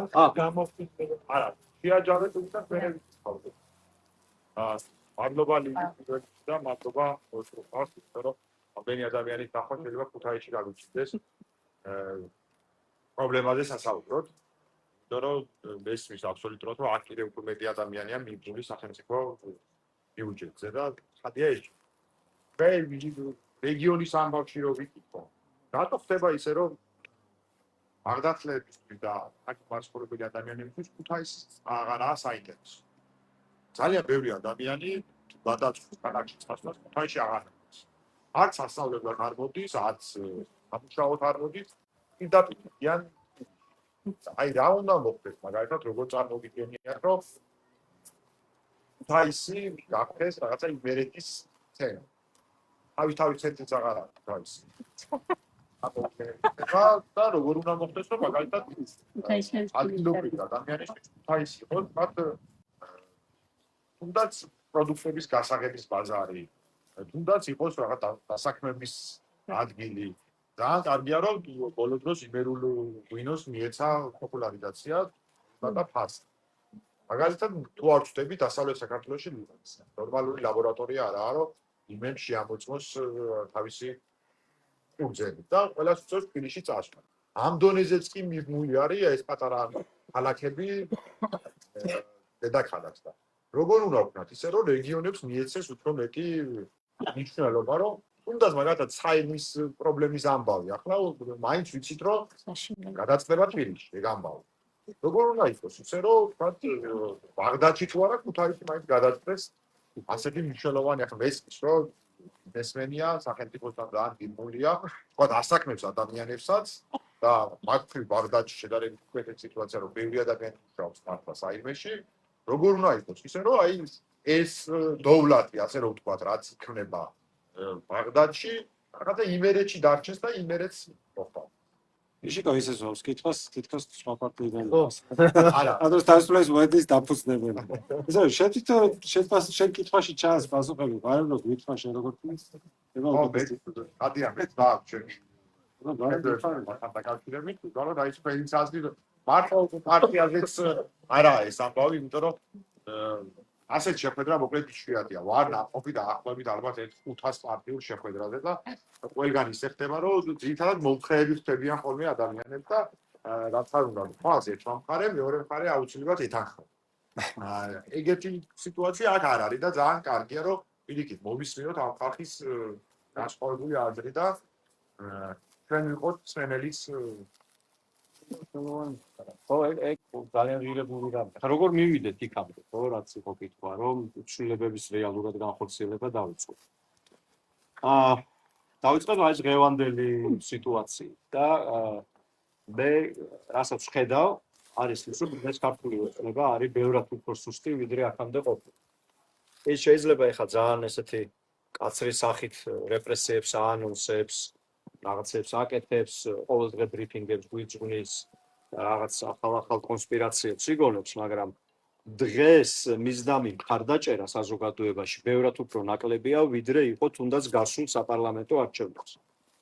და ამის მნიშვნელობას რატო უსმევ ხას მე, რომ ეს ხაზი გაგრძელდება და ნებისმიერ ხელისუფლებას ჭირდება ლეგიტიმაცია.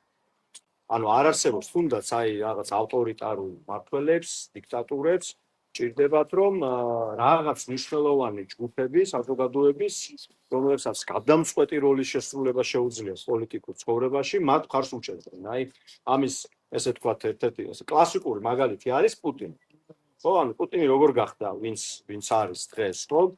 ის მოვიდა რაღაც ეკონომიკური სტაბილიზაციას მიაღწია. გაიმარჯვა რაღაც ტერორიზმის წინააღმდეგ ომში, გამოგონილში, ნამდვილში ეგ სხვა საკითხია, ხო? ოლიგარქები გააკონტროლა და მოიპოვა საშუალო ფენის და დიდი ქალაქების მხარდაჭერა. რეალურად იყო ძალიან ესეთი საზოგადოების ფართო ფენების მხარდაჭერით სარგებლობა. და ამის მერე მოახერხა მან კონსოლიდაცია აი ამ თავისი ძალაუფლების. ხო, ანუ იმის თქმა მინდა რომ საზოგადოების მხარდაჭერა გადამწყვეტია, მაინც რა ტიპის რეჟიმსაც არ უნდა აშენებდეს. ეგ ქართულ ოცნებას აღარ აქვს, ანუ ხალხის მხარდაჭერა აღარ აქვს. საერთაშორისო ამბავში იზოლირებულია. თუ სადმე წავა, ძალიან ბედნიერია, იმიტომ რომ სადღაც ფოტო გადაიქვეითი და რაღაც ეგეთი, მაგრამ მაღალ პოლიტიკურ დონეზე ის არის აი შემიძლია ძალიან დარწმუნებული კეთროვანი, არავის არ უნდა მათთან ლაპარაკი, აი შეხვედრას არ უნდა საერთოდ. ხო, და ასევე დაკარგული აქვს მორალური უფლება, რომ ქვეყანა მართოს. ეს გაგრძელდება, რაც უფრო მეტ ცუდ საქმეს გააკეთებს და ამიტომ ჩემი აზრით ჩვენი სტრატეგია არის მაგისკენ მიმართული, რომ კიდევ უფრო მეტი ადამიანი ჩავხტოთ წინააღმდეგობაში, კიდევ უფრო მეტი ადამიანი მოვიმხროთ, კიდევ უფრო მეტ მოქალაქეს აუხსნათ და დავაჯეროთ ასევე იმაში, რომ მშვიდობიანი პოლიტიკური გზით ცვლილება შესაძლებელია და არ არის საჭირო რაღაცა ის მოკიას, ხო? იმიტომ რომ აქამდეც ეგრე მოვედით. კი, გამოფიტვის ომია, დამღლელია ჩვენ ხარესას დიდი ზიანი გვაქვს, ადამიანები დააჯარიმეს, დააპატიმრეს, რა ვიცი რა არ მოხდა, ხო, აწამეს, წემეს. მაგრამ ამ პერიოდში ძალიან გამოიფიტა მისდამი მხარდაჭერა. ამიტომ სამოქმედო გეგმა ეხლა არის ეგ რა, მეტი ადამიანი წინააღმდეგობაში, ოღონდ უფრო აქტიურად, რომ აი ეს გულშემატკივრები არიან. ჩვენ მათ ასევე შევთავაზოთ შესაძლებლობა კიდევ რაღაც მეტის გაკეთების, ხო? შეხვედრაზე მოსვლის საკუთარი მოსაზრების გამოთქმის, რაღაცის ერთობლივად მომავალში ორგანიზებს, რომ მეტი ადამიანი გავააქტიუროთ პოლიტიკურად. საერთაშორისო იზოლაცია და ზეწოლა კიდევ უფრო გავზარდოთ და ამაზე მუშაობს ყველა, რომ მათ კიდევ უფრო გავუჭირდეთ. აი ამიტომ რომ საქართველოსნაირ ქვეყანაში ესე აზერბაიჯანი თუ არ ხარ, მაგრამ ნავთობი და ისინი კონდეს ამდენი და შენი რესურსები ყოფნიდეს რაღაც საკუთარი საჭიროებების დასაკმაყოფილებლად. არ არის ეს. ამიტომ ეგ არის ასე ვთქვათ სტრატეგია. რაც უნდა ჩემი აზრით განხორციელდეს. მეტი ადამიანი გააქტიურდეს, მეტი ადამიანი დაიჯეროს, ნახოს ასევე რომ აი ალტერნატივაც არის რა, მარტო ცუდებსა და ცუდებს შორის კი არა მაქვს არჩევანი, აგერ კარგი არჩევანიც მაქვს და მოდი ღირს ამისთვის ბრძოლა რომ რაღაც თუნდაც შეხვედრაზე მივიდე და ვისაუბროთ ამ ადამიანებთან, რაღაც გავაკეთო სხვა, ხო? ამიტომ აი ეს გეგმაც რაც ვისაუბრებ, მანდეთკენ მიდის რომ ალტერნატივა გამოჩნდეს და დაიჯეროს ადამიანებმა რომ ცვლილება არის შესაძლებელი და პრაქტიკულად შესაძლებელი და მოახლოებული. ეხლა ამაზე თქვენ რო ბრძანებდით, ხო, აი რეგიონებში შექმნილ ვითარებაზე. კი, ნამდვილად გეთახმებით, მაგაში ძალიან რთული არის, აი თქვენს ბრძანებთ, ხო? შეხვედრა, ადამიანების შეკრება, საუბარი, გამომდინარე ბევრი პრობლემიდან, შიში ზეწოლა, ყველაფერი და ამაში ძალიან გთხოვოთ თქვენი თანამონაწილეობა და დახმარებაც. ჩვენ არ ვეძებთ მაინც და მაინც იმას, რომ ყოველთვის ასეთი არჩეულებრივი შეხვედრა შეიძლება არ გამოვიდეს და სულ რამდენიმე ადამიანთან მოვახერხოთ შეხვედრა. შესაძლოა საერთოდ არ ვთქვათ საჯაროდ რომ შეხვედრა გვაქვს და ვისაუბრეთ, მაგრამ ჩვენ ყველგან წავალთ და ყველა თუნდაც მცირე რაოდენობას ადამიანები შევხვდებით და ვესაუბრებით და ძალიან გვინდა გთხოვოთ ამაში თანამონაწილეობა ამ საერთო საქმეში, რომ დაგვეხმარეთ, გავიცნოთ ესეთი ადამიანები, დაუკავშირდეთ მათ, იმათ ჩვენი თავი გავასწროთ, შევხვდეთ, ვესაუბროთ. არც ფოტოს გადავიღებ თუ არ არის საჭირო, თუ შესაძლებელია ხომ კარგი, იმიტომ რომ საქმისთვისაც კარგია, რომ სხვებმაც ნახონ და სხვებმაც მოუნდეს და ესეა, მარტო ჩვენ მართლა გულწრფელად ვამბობთ, ცალკე აღებული რაღაც ადამიანთა ერთი ჯგუფი ვერ გააკეთეს, მაგრამ თუ ჩვენ შევძლოთ მეტი ადამიანი ჩავრთოთ საერთო საქმეში და მეტ ადამიანთან მივიტანოთ ეს სიტყვა რაც გვაქვს სათქმელი. მე მგონი ეგ არის წარმატებისკენ გადადგმული დიდი ნაბიჯი და შიშის დაძლევა არის ძალიან მნიშვნელოვანი ფაქტორი კიდევ და აი ეხლა გუშინაც საუბრობდით ვეძათაკო ბევრჯერ გვისაუბრია ამაზე რომ აი ეს ორი ჯგუფი რომ შეადარო ეს ამ წინააღმდეგობის მონაწილეები დემოკრატიული ოპოზიცია და აქეთ ოცნება სრულიად განსხვავებული ემოციური გარემოა ორივეგან რა ანუ აქეთ არის როცა ხალხმა უკვე დაძლია ციხეში იზოლატორში წასulis შიში პოლიციაში შიში რა ვიცი რაღაც ჭვიტინას ათამაშოს დასდეს პოლიცია ხო აი დააკენინეს დაამცირეს და რა დღეს ჩააგდეს სხვა ადამიანი რომელსაც მუნდირი ჩაიცვეს თავის დროზე რომ სახელმწიფო დაეცვათ და რაღაც კონსტიტუცია ხო და ძალიან დიდი სოლიდარობა შეიქმნა მე ვერასდროს ვერ წარმოვიდგენდი რომ ჩვენთან შეიძლებოდა ერთი წლის განმავლობაში ესეთი პროტესტი კონდეს და ასე უცნობი ადამიანები ერთმანეთს დაეჭერბო ფული შებროვება იქნება ფიზიკურად დახმარება, გადარჩენა თუ რაიმე სხვა. იქით მხარეს არის ერთმანეთის შიში. ხო, აი, რა ვიცი, სულ იცნებ ხოლმე ამ თორნიკე რიჟვაძის ამბავს. კაცი ყია მოხდა, სიკვდილს ებრძოდა და მისი მეგობრები გუშინდელი, რომლებიც ამბობდნენ, რომ ჩვენი ძმა არის და რაღაცა აჭარის ლომია თუ რაღაცა და ამბობდნენ, რომ ტელეფონის ნომერი არ მაქვს, ვერ დაურეკავ, ვერ მოვიკითხავ. ამათ ეხლა ერთმანეთის ეშინიათ ყველას. მისამოღების ეშინიათ. ერთმანეთის ეშინიათ, ბიძინაში ეშინიათ, რუსების ეშინიათ, ევროპელების ეშინიათ და უამრავ იმას საქმე ჯამში, ჩემი აზრით, მიდის სწორი მიმართულებით რა. უნდა გაუძლოთ, გადავრჩეთ, დავიმატოთ ადამიანები და აუცილებლად გვექნება გარკვევა. შეიძლება რაღაც. ხოთი ერთ რაღაცას ვიტყვი. ან ახლა გულშავდით. აი მაგალითად, დიან აღწერილზე ან ვინ არ მათმოხო ყველას მათი.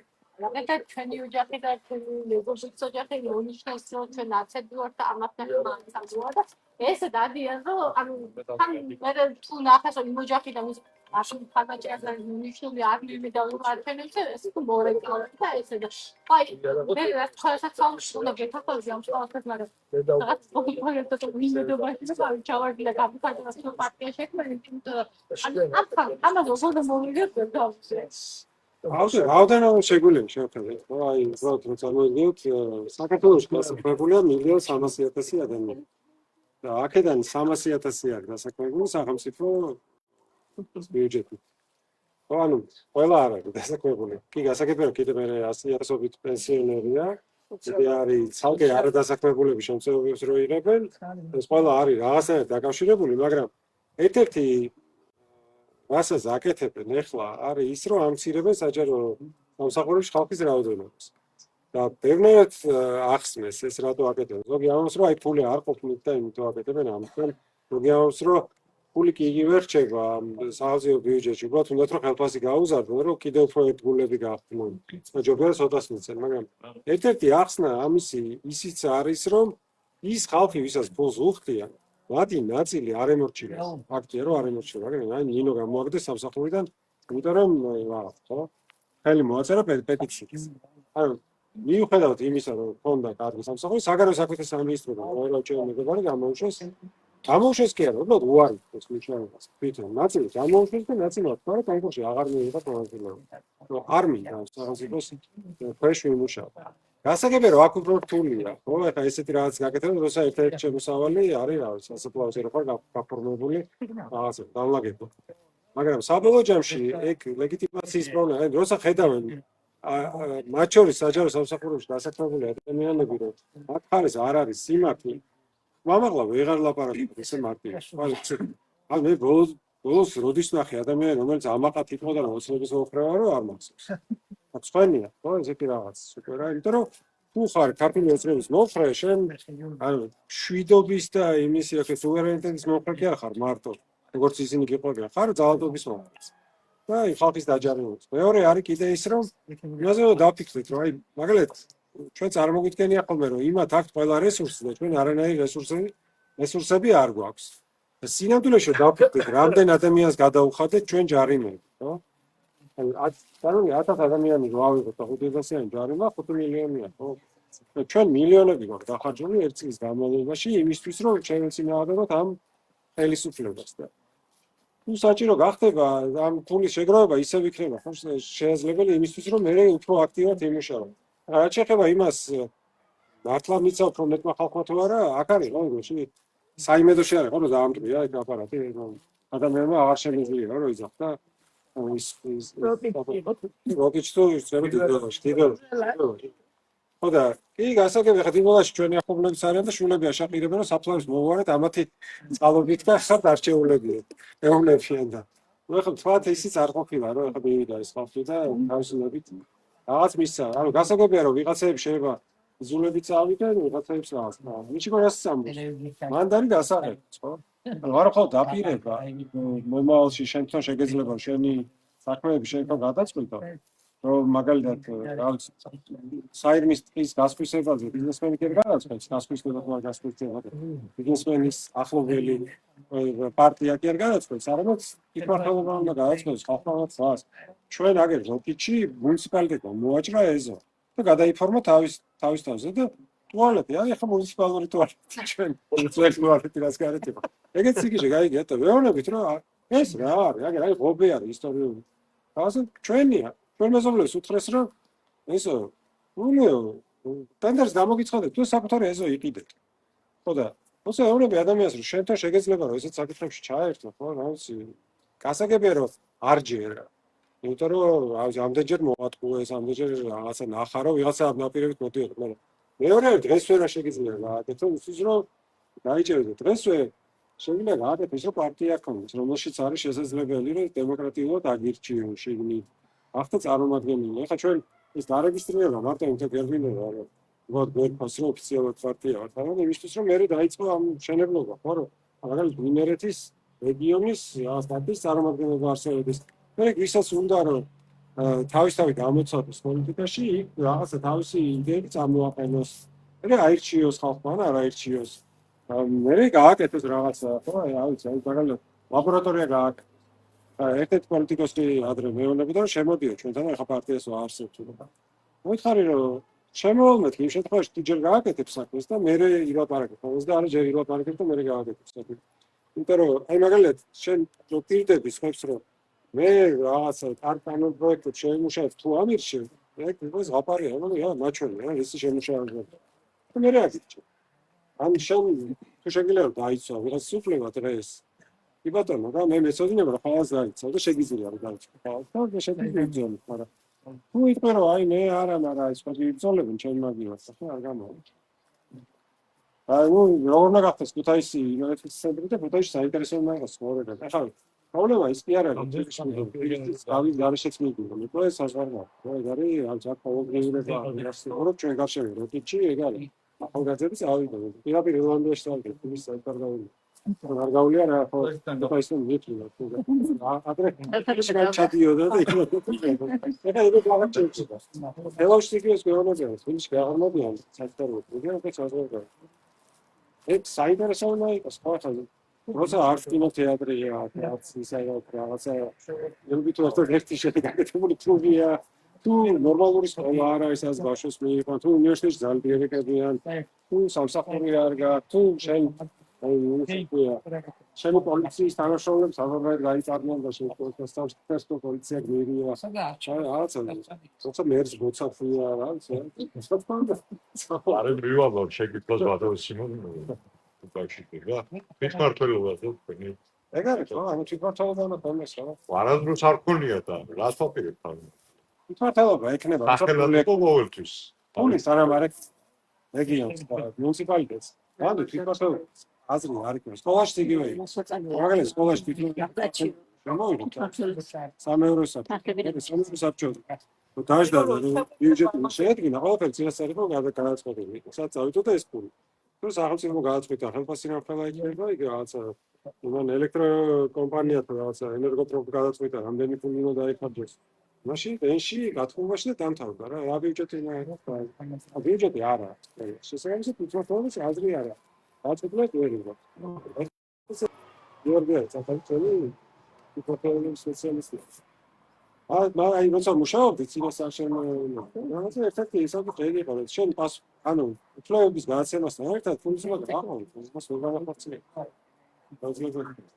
აქ საუბარი ფულზე არა არის კონკრეტული აუცილებლობა ეკონომიკის შესართავია უამრავი აქტივი რომელიც რეგიონებში არის და მოსდენის ეკონომიკის სამართლებრივი პრობლემა ესეც უნდა მიიღოს რა ახლა ფულის მიცემა საქმე არამედ მათ შორის უფლებამოსილების გადაცემას არის კიდე მესამე თავიანი ხო რეალურად იგივე სკოლის საკითხი ადგილობრივად უნდა ვახდებოდეს ხო სკოლის მოვლა თუ შეიძლება მეთოდოლოგიურად ეს იყოს ცენტრალური პოლიციის კომპეტენცია სისტემა ხო მაგრამ ის სკოლის ინფრასტრუქტურა და ასე ადგილობრივი საკითხი თავიდან ყოველ და ბევრი სხვა საკითხია ასე ხო მართლობის განვითარების სისტემა ამას შეიძლება ნებაც ხარჯია ხო ის კარგად თქვით რომ მართლობა არ არსებულა საქართველოში აუცილებლად ასეა რა იყო თავიდან პრეფექტების სტრუქტურები თავიდან ეხება არასწორი ხო დანიშნული პრეფექტების შემდეგ ის ხო განვითარდა მერე ეს გუბერნატორები შემოვიდა რომელიც არაფორმალური დირექტორი არიან და საერთოდ მოსახსნელია ესე ყოველია ალბათ უარაჯობებდა სამსაფეხურიანი თვითმართველობა მაგით თუ მეტი ეგ სამჯერო საკითხია რო მეტი დამოუკიდებლობის გარანტია იყო კი ბატონო მაგას შეიძლება უფრო ძელვადიანი მუშაობა და მაგას შეიძლება უფრო სერიოზული თქვა კონსულტაციების და მუშაობა ამ ეტაპზე ჩვენ ვფიქრობთ რომ ჯერ თვითმართველობა როგორც ასეთი უნდა მუშაობდეს ეს ახალგაზრდული კანონმდებლობიდან ნებადართულია გაერთიანება მუნიციპალიტეტებს და შესაბამისი აერთო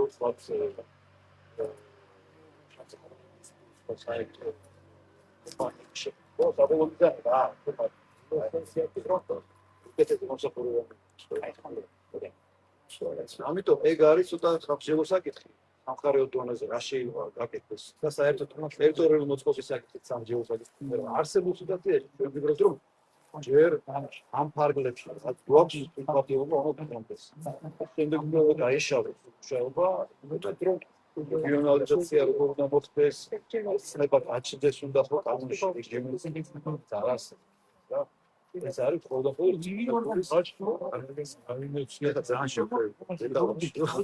მაგრამ ეს საკითხებია რომელსაც სჭირდება უფრო ძელვადიანი და სინერგიად ჩამოყალიბება სულ ჩვენ გვინდა რომ უბრალოდ მართლობა როგორც ასეთი არსებობს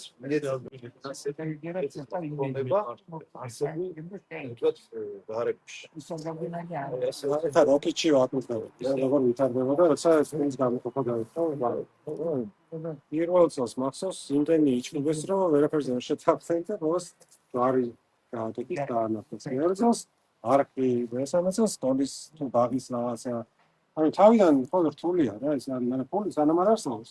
ამით განსაკუთრების მიღებას ჩართვასაც აზრი არ აქვს. ანუ ეს პრობლემა არის. იმანე რომ ეგ არის პირველი ნაბიჯი, ფული უნდა გადასცე, მე უნდა ის ინსტრუმენტი მოიფიქრე პოლიტიკა. აქ ერთ პატარა იმას გავაკეთებ. ფული როგორც ასეთი თქვენს კარგად რომ ასე თუ ისე არის, ხო, ამდენი IP-ა, ამდენს გასცემს, ხო? როგორ ელოსატივად არ წდება. ხო, ამის სასაფლაოს დამლაგებელი კონსულტები. ხო, არის. იქიდან, ხო, თბილისიდან, სამინისტრო სახელმწიფოა, ეს ამაში დაიხარჯება, ის იმაში, აგერ სუცია, აგერ ეს განაგებს რა. ამ ფულად ნაკადებს. ეს არ უნდა იყოს, ან საკუთარი ფული უნდა იყოს, რომელიც თვითონ წვეთს, ხო? ამ ფულს რას უძლებს და არა იქ რომ ვიღაცა გუბერნატორი, ვიღაცა ზაუგებარი არის, რომელიც ხო, რამდენად შესაძლებელია ის? დღგ ან საშემოსავლო რაღაცა. საშემოსავლო რაც არის, ყველაზე გამართლებული მოდელი, შენ საშემოსავლოს ნაწილს ყოველ ადგილზე პირადად, ხო?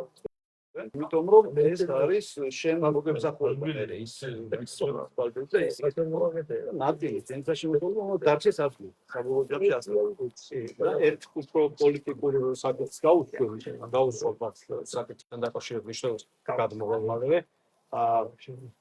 ჩვენთვის ახლა თვითმმართველობის რეფორმა არის აი ამ გარდამავალი პერიოდის აუცილებელი ნაწილი რომ ავიდან ავირიდოთ მომავალში ისევ ხელისუფლების ადვილად ხელში ჩაგდება. როდესაც ძალაუფლება გადანაწილებულია, ბევრად უფრო რთულია. ხო, ხა იგივე ქვეყნებს, სხვა ქვეყნებს შევხედოთ, ხომ, რაც არ უნდა ავტოკრატიული ტენდენციები ქონე და გემოვნების ქონე ლიდერი მოვიდეს, იქ სადაც ძლიერი თვითმმართველობა, ხომ იქ მთელი ქვეყნის სიუცხვად გადაქცევას დიქტატურად ვერ შეძლებს, იმიტომ რომ თავისი უფლებები აქვს, თავისი ქონება აქვს, თავისი რესურსები აქვს და ასე ადვილად არ ხდება. ხო, ეხლა კონსტიტუციების შეცვლა და ასე შემდეგ. ამიტომ მაგასაც სხვათა შორის ცოტა ხანში აი გიორგის რაზეც ლაპარაკობდა, აი პირველ ეტაპზე რა უნდა მოხდეს, ჩვენთვის აი ამ გარდამავალი პერიოდის ნაწილია და ძალიან მალე მაგისი ისიც გვექნება. ძალიან ნათელი გეგმა, იმიტომ რომ ოცნების წასვლის მერე აუცილებლად ერთ-ერთი პირველი რაც უნდა გაკეთდეს ეს არის თვითმმართველობის რეფორმა, რომ ძალაუფლება, მათ შორის ფინანსური და ეკონომიკური, ქონებრივი გადანაწილდეს ქვეყანაში, რომ მერე მისი უცბად ჯიბეს ჩადება, ვერავინ ვეღარ მოახერხოს სხვა რა და ამიტომ ძალიან მნიშვნელოვანი ესეთი პოლიტიკური მნიშვნელობის თემა. კონკრეტული მაგალითი რო გითხრა, ეხლა მაგალითად საქართველოში არის ერთ-ერთი პრობლემა ის, რომ არის არაბული პროგრამა, ეს ვიდეო ჰილსი, რომელსაც სახელმწიფო აზრის მიწას და ეუბნება, რომ ეს შენ დაპირობებს იმაზე გამოყვან. დაახლოებით ეგეთივე პროექტი ქონდა ბუდაპეშტში. და ორბანის მთავრობას ასევე უნდა რომ მიეცა რაღაც ტერიტორია იმისთვის, რომ იქ აეშენებინა ქალაქი. ისე მაგალითად, ხო? იგივე კომპანია იყო არაბული და იქ ქალაქმა რომ დაიწყო პროტესტი ბუდაპეშტში, ხო, დედაქალაქში. დედაქალაქის მერმა გამოისყიდა ის მიწა, რომელიც ცენტრალურ ხელისუფლებას უნდა რომ მიეცეს ქვისთვის. იმიტომ რომ იქაური კანონმდებლობით პირველი შესყიდის უფლება აქ ქალაქს მუნიციპალიტეტს. მხოლოდ შემდეგ აქ უკვე სახელმწიფო შეუძლია რომ პრივატიზებაზე გაიტანოს. და ის ხო ამბობთ რომ იქაც ორბანსაც პრობლემები აქვს დემოკრატიის თვალსაზრისით. რადგან იქ მუშაობს სისტემა, დემოკრატიული სისტემა, ხო ეს სისტემა გამოიყენოს ადგილობრივ მოსახლეობა იმისთვის რომ თავი დაეცვა ისეთი ინვესტიციისგან რომელიც მათთვის არის გასაგები. და ჩვენ რა შეიძლება ვიგოთ, ხო ხა? ისინი მიყავით იქ პარკში სადაც აპირებენ რომ ააშენონ ეს ქალაქი. ხო, წარმოუდგენელია, რომ უცებ რაღაცა საუკეთესო ბუნებაზე გეუბნებიან, რომ ამ ბუნებას მოემატება სიმწვანე ჩვენ თუ აქ ავაშენებთ კორპუსებს. და მსგავსი და რატო არ იყენებს ოპოზიცია მაგ საკითხს? არ იყენებს ორ შესაძლებელი. უფრო მეტი ხალხი გამოვიდა სპილო საყოველთაო კაფიცო. აფიცო რთულია, იმიტომ რომ იყენებს კონსერვატორებად მაგალითად ვანამარი არსებობს გაფიცო არის თუ გაიფიცებდა გავაგდება სამსახურებს. მე მთელი სამსახურები უნდა გაიფიცო ამის საფასო. ეხლა რომ გაიფიცოს ერთი პრობლემა, მაგალითად რკინიგზა რომ გაიფიცოს, ხო? რა რამდენიმე თანამშრომელი გაათავისუფლეს. ხონდა ეს პრობლემა მეტროში. როცა პროფკავშირები არ არსებობს, ეს პროფკავშირები სპეციალურად არ არსებობს. მაგალითად განათლებაში პროფკავშირი არის სახელმწიფოს დანამატი. ემსახურება რეალურად პოლიტიკას მას ახორციელებს ახალი სამინისტრო. ვარსეულის განათლება პროფესორში გაიწევს. ესე იგი არ შეიძლება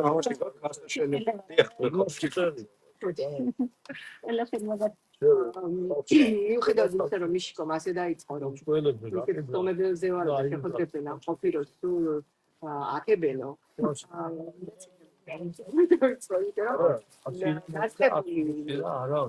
რო იყავით მე მოძრაობა რო იყავით მე პარტიად დარეგისტრირებით და ჯილოცა თუ გულშემატკივრობდა რატომ წამიმედგინა რომ აი ისეთ ქვეყანაში უნდა ვიცხოვრო სადაც აი ასეთი ადამიანები მართავენ სახელმწიფოს ნუ თქვენი სახით ასე დავინახე და მე ვიწყებდი ჩემს ირგვლივ მყოფ ადამიანებს იყო თუ არა ცნობადობა მას მეკრე ქუთაისში შეხვედრაზე ბატონ ლევას უხარი რომ რა თქმა უნდა ეხა დასაწყისში ესე მარტივი არ არის ხო მან ისეთი ადამიანების აყოლიება და დღეს ვიცით ჩვენ რაზე დგას ოცნება დგას რაც მეტად გაჭიროებული ადამიანი რაც მეტად გაუნათლებელი ადამიანი რაც პოზიტივი მაგრამ ასია რაც მეტად პროპაგანდის მსხვერპლი ადამიანი მათზე დანარჩენ ადამიანთა ჭუჭება არ გვაქვს საქართველოში აი ვერი რომ ჩვენი ახალგაზრდობა ჩვენი მომავალი თაობა არ გაუნათლება ხო რაღაცა ჯგუფი აგერ ხედავთ ისთავებზე რომ კარგ სამოქალაქო საზოგადოებათა წყალიბდებიან ესენი იმდენად კარგად რომ დღევანდელმა შექმნილმა პარტიებმა კიდეც უნდა დაინახონ რომ რა წინააღმდეგობის ძალა ისინი ყველა პარტიებში ხო არ შევლენ მაგრამ ისინი საკმაოდ წინააღმდეგობას გაგიწევენ შემდგომ ეტაპზე თუ ისევე ყველა ოცნების გზა და თუ გინდათ ნაციონალების ბოლო პერიოდების გზა აირჩია ხო არ აქვს მნიშვნელობა თუ აირჩევ ქვეყნის დაქცევას აქ უკვე ისეთი იწრთობა ეს საზოგადოება ყოველ დღე რომ ვხედავთ არის მე ამბოხეს არაფერს არ უშინებდებიან დღეს ერთ რაღაც დააშავებენ ხვალე 10 იმდენი გამოდის წიგნების თაობის ბავშვები და ყველა წიგნებით გამოვიდა ჭვიტინა სათამაშოები ყველა წვით აუღრდალეს რუსთავის გადაკვეტა დაიარეს მთელი ქალაქი გინახავთ როდის მეგენი სახში ესულები წელიწადი შეიძლება რომ ადამიანი ქუჩაში იყოს ჯგუფი ადამიანების და დიდი რაოდენობა ხა მართლა ობახიდის ხო არ გჯერა და სხვა არ უყურებთ ხო აი ეს არის ინფორმაციების ჯერჯერობით მაინც ვღებულობთ ჩვენ არასდროს ახლა კლიანად გათითული ხო ბუშინაც შევხედეთ ეგერ იმედმა გააშავა ონლაინ მედიები მაგრამ ონლაინ მედიები ჩვენ ძალიან ბევრ ინფორმაციას ვღებულობთ ესე იგი თქვენად აქვს სერიოზული ნიშა დაკავებული ინტელექტუალურ ადამიანებს ეიმედებთ აი პირველი რომ ვეკითხები ადამიანი რომელიც აცი არ არის ჩავდივარ სოფლები მაკახეთში იმერეთში ჩავდივარ ვეკითხები რომ აი თუ იცით თავისუფლების მოედანი არის ხალხი რომ წარმოდგენა არ აქვს ხო არ არის მარტივი ამ ადამიანებში გაძრე ხო ძნელია ახლა თქვენ ჩემზე უკეთესად იცით იმიტომ რომ შეხვედრი ხართ ადამიანებს და სხვათა შორის რა დავაკვირდი წინა არჩევნებზე ლელოს ხმა მისცა თქვენი ხალხით ადამიანებმა ძალიან ბევრმად ურიცხვა აი მე და მე აქავა წარმომადგენელი ბევრია დიახ ბევრი აი მე უკვე მე თვითმმართველობის არჩევნებზე ხედავდით რომ ლელო არაფერი აღარ იყო ხო აი თქვენი დამსახურება იყო და მე რა მინდა ეხლა მართლაც ძალიან ნორმალური და დემოკრატიული არჩევნები რო ჩატარდეს დღეს ქვეყანაში და ალბათ გვიხსება ეს არჩევნები წარმომიდგენითაც თქვენ ძალიან კარგ სფეროებში აღმასრულებელ ხმებაში პარლამენტში და ასე შემდეგ იმიტომ რომ თვითონ ადამიანს ვეცნობი და უფრო კარგი იქნება თუ აი ეს შენიშნის საკითხად რომ ყველა ადამიანის ბიოგრაფია ვიცოდე პირველი 20 წლის პირველი 20 აი მართლა ძალიან კარგად არის როგორი სახეებიც თქვენ ახართ ეხლა ისეთივე იყვნენ ის ფინანსისტები რო ყავთ იურისტები რო ყავთ მართლა ეხლა ყველამ შეიძლება ჩემსავით ეს სიღრმეებში ვერ ჩავიდეს და ვერ ისწავლოს მაგრამ რო იქნება ორატორული ის გამოსვლები როცა ექნება ადამიანს უფრო იმახსოვრებ და მე მინდა რომ ამ პარტიის ყველა სახე ნუ ძირითადი ბირთვი მაინც ისეთივე აქტუალური გახდეს და პოპულარული გახდეს როგორებიც თქვენ ახართ და ერთი მინდა კიდე გთხოვოთ რახან ეს კარგი ნიშა დაიკავეთ რომ თქვენ შეგეძლებათ კარგ ნორმალურ სახელმწიფოში კარგად მართოთ აი იმდენი რაღაცები ვინ აყალიბებს დღეს ლუსტრაციის კანონს და ვილაპარაკობს ამაზე ხო ამ დროს თქვენ ეს უკვე გაცადებული გქონდებათ აგერ თვითმმართველობა თურმე უკვე დამუშევარი და 1000 რამეზებად, ანუ გამოცდილებაც გაქვთ, ინტელექტიც გაქვთ, განათლება ვერავინ ვერ გეტყვით ვერაფერს, რომ თქვენ ყოფილი ეს იყავით, ყოფილი ის იყავით, რა ვიცი ახლა რა უნდა მოვაკეთოთ, მიტო ვერ გაგაშავეს, ხო, ალბათ ეგრეა.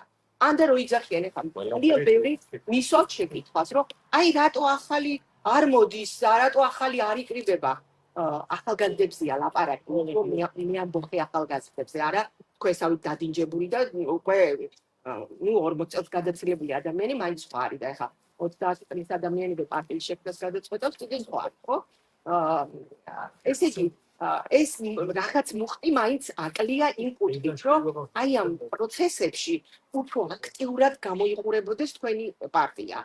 მე ვამბობ, მეტი ახალგაზრდული ფთა, რომელიც შეიძლება რომ ისე დაგიგდოთ გვერდში ამ ინტელექტუალურ ადამიანებს, რომ თქვენ დააბალანსოთ ისინი კიდევაც, ხო?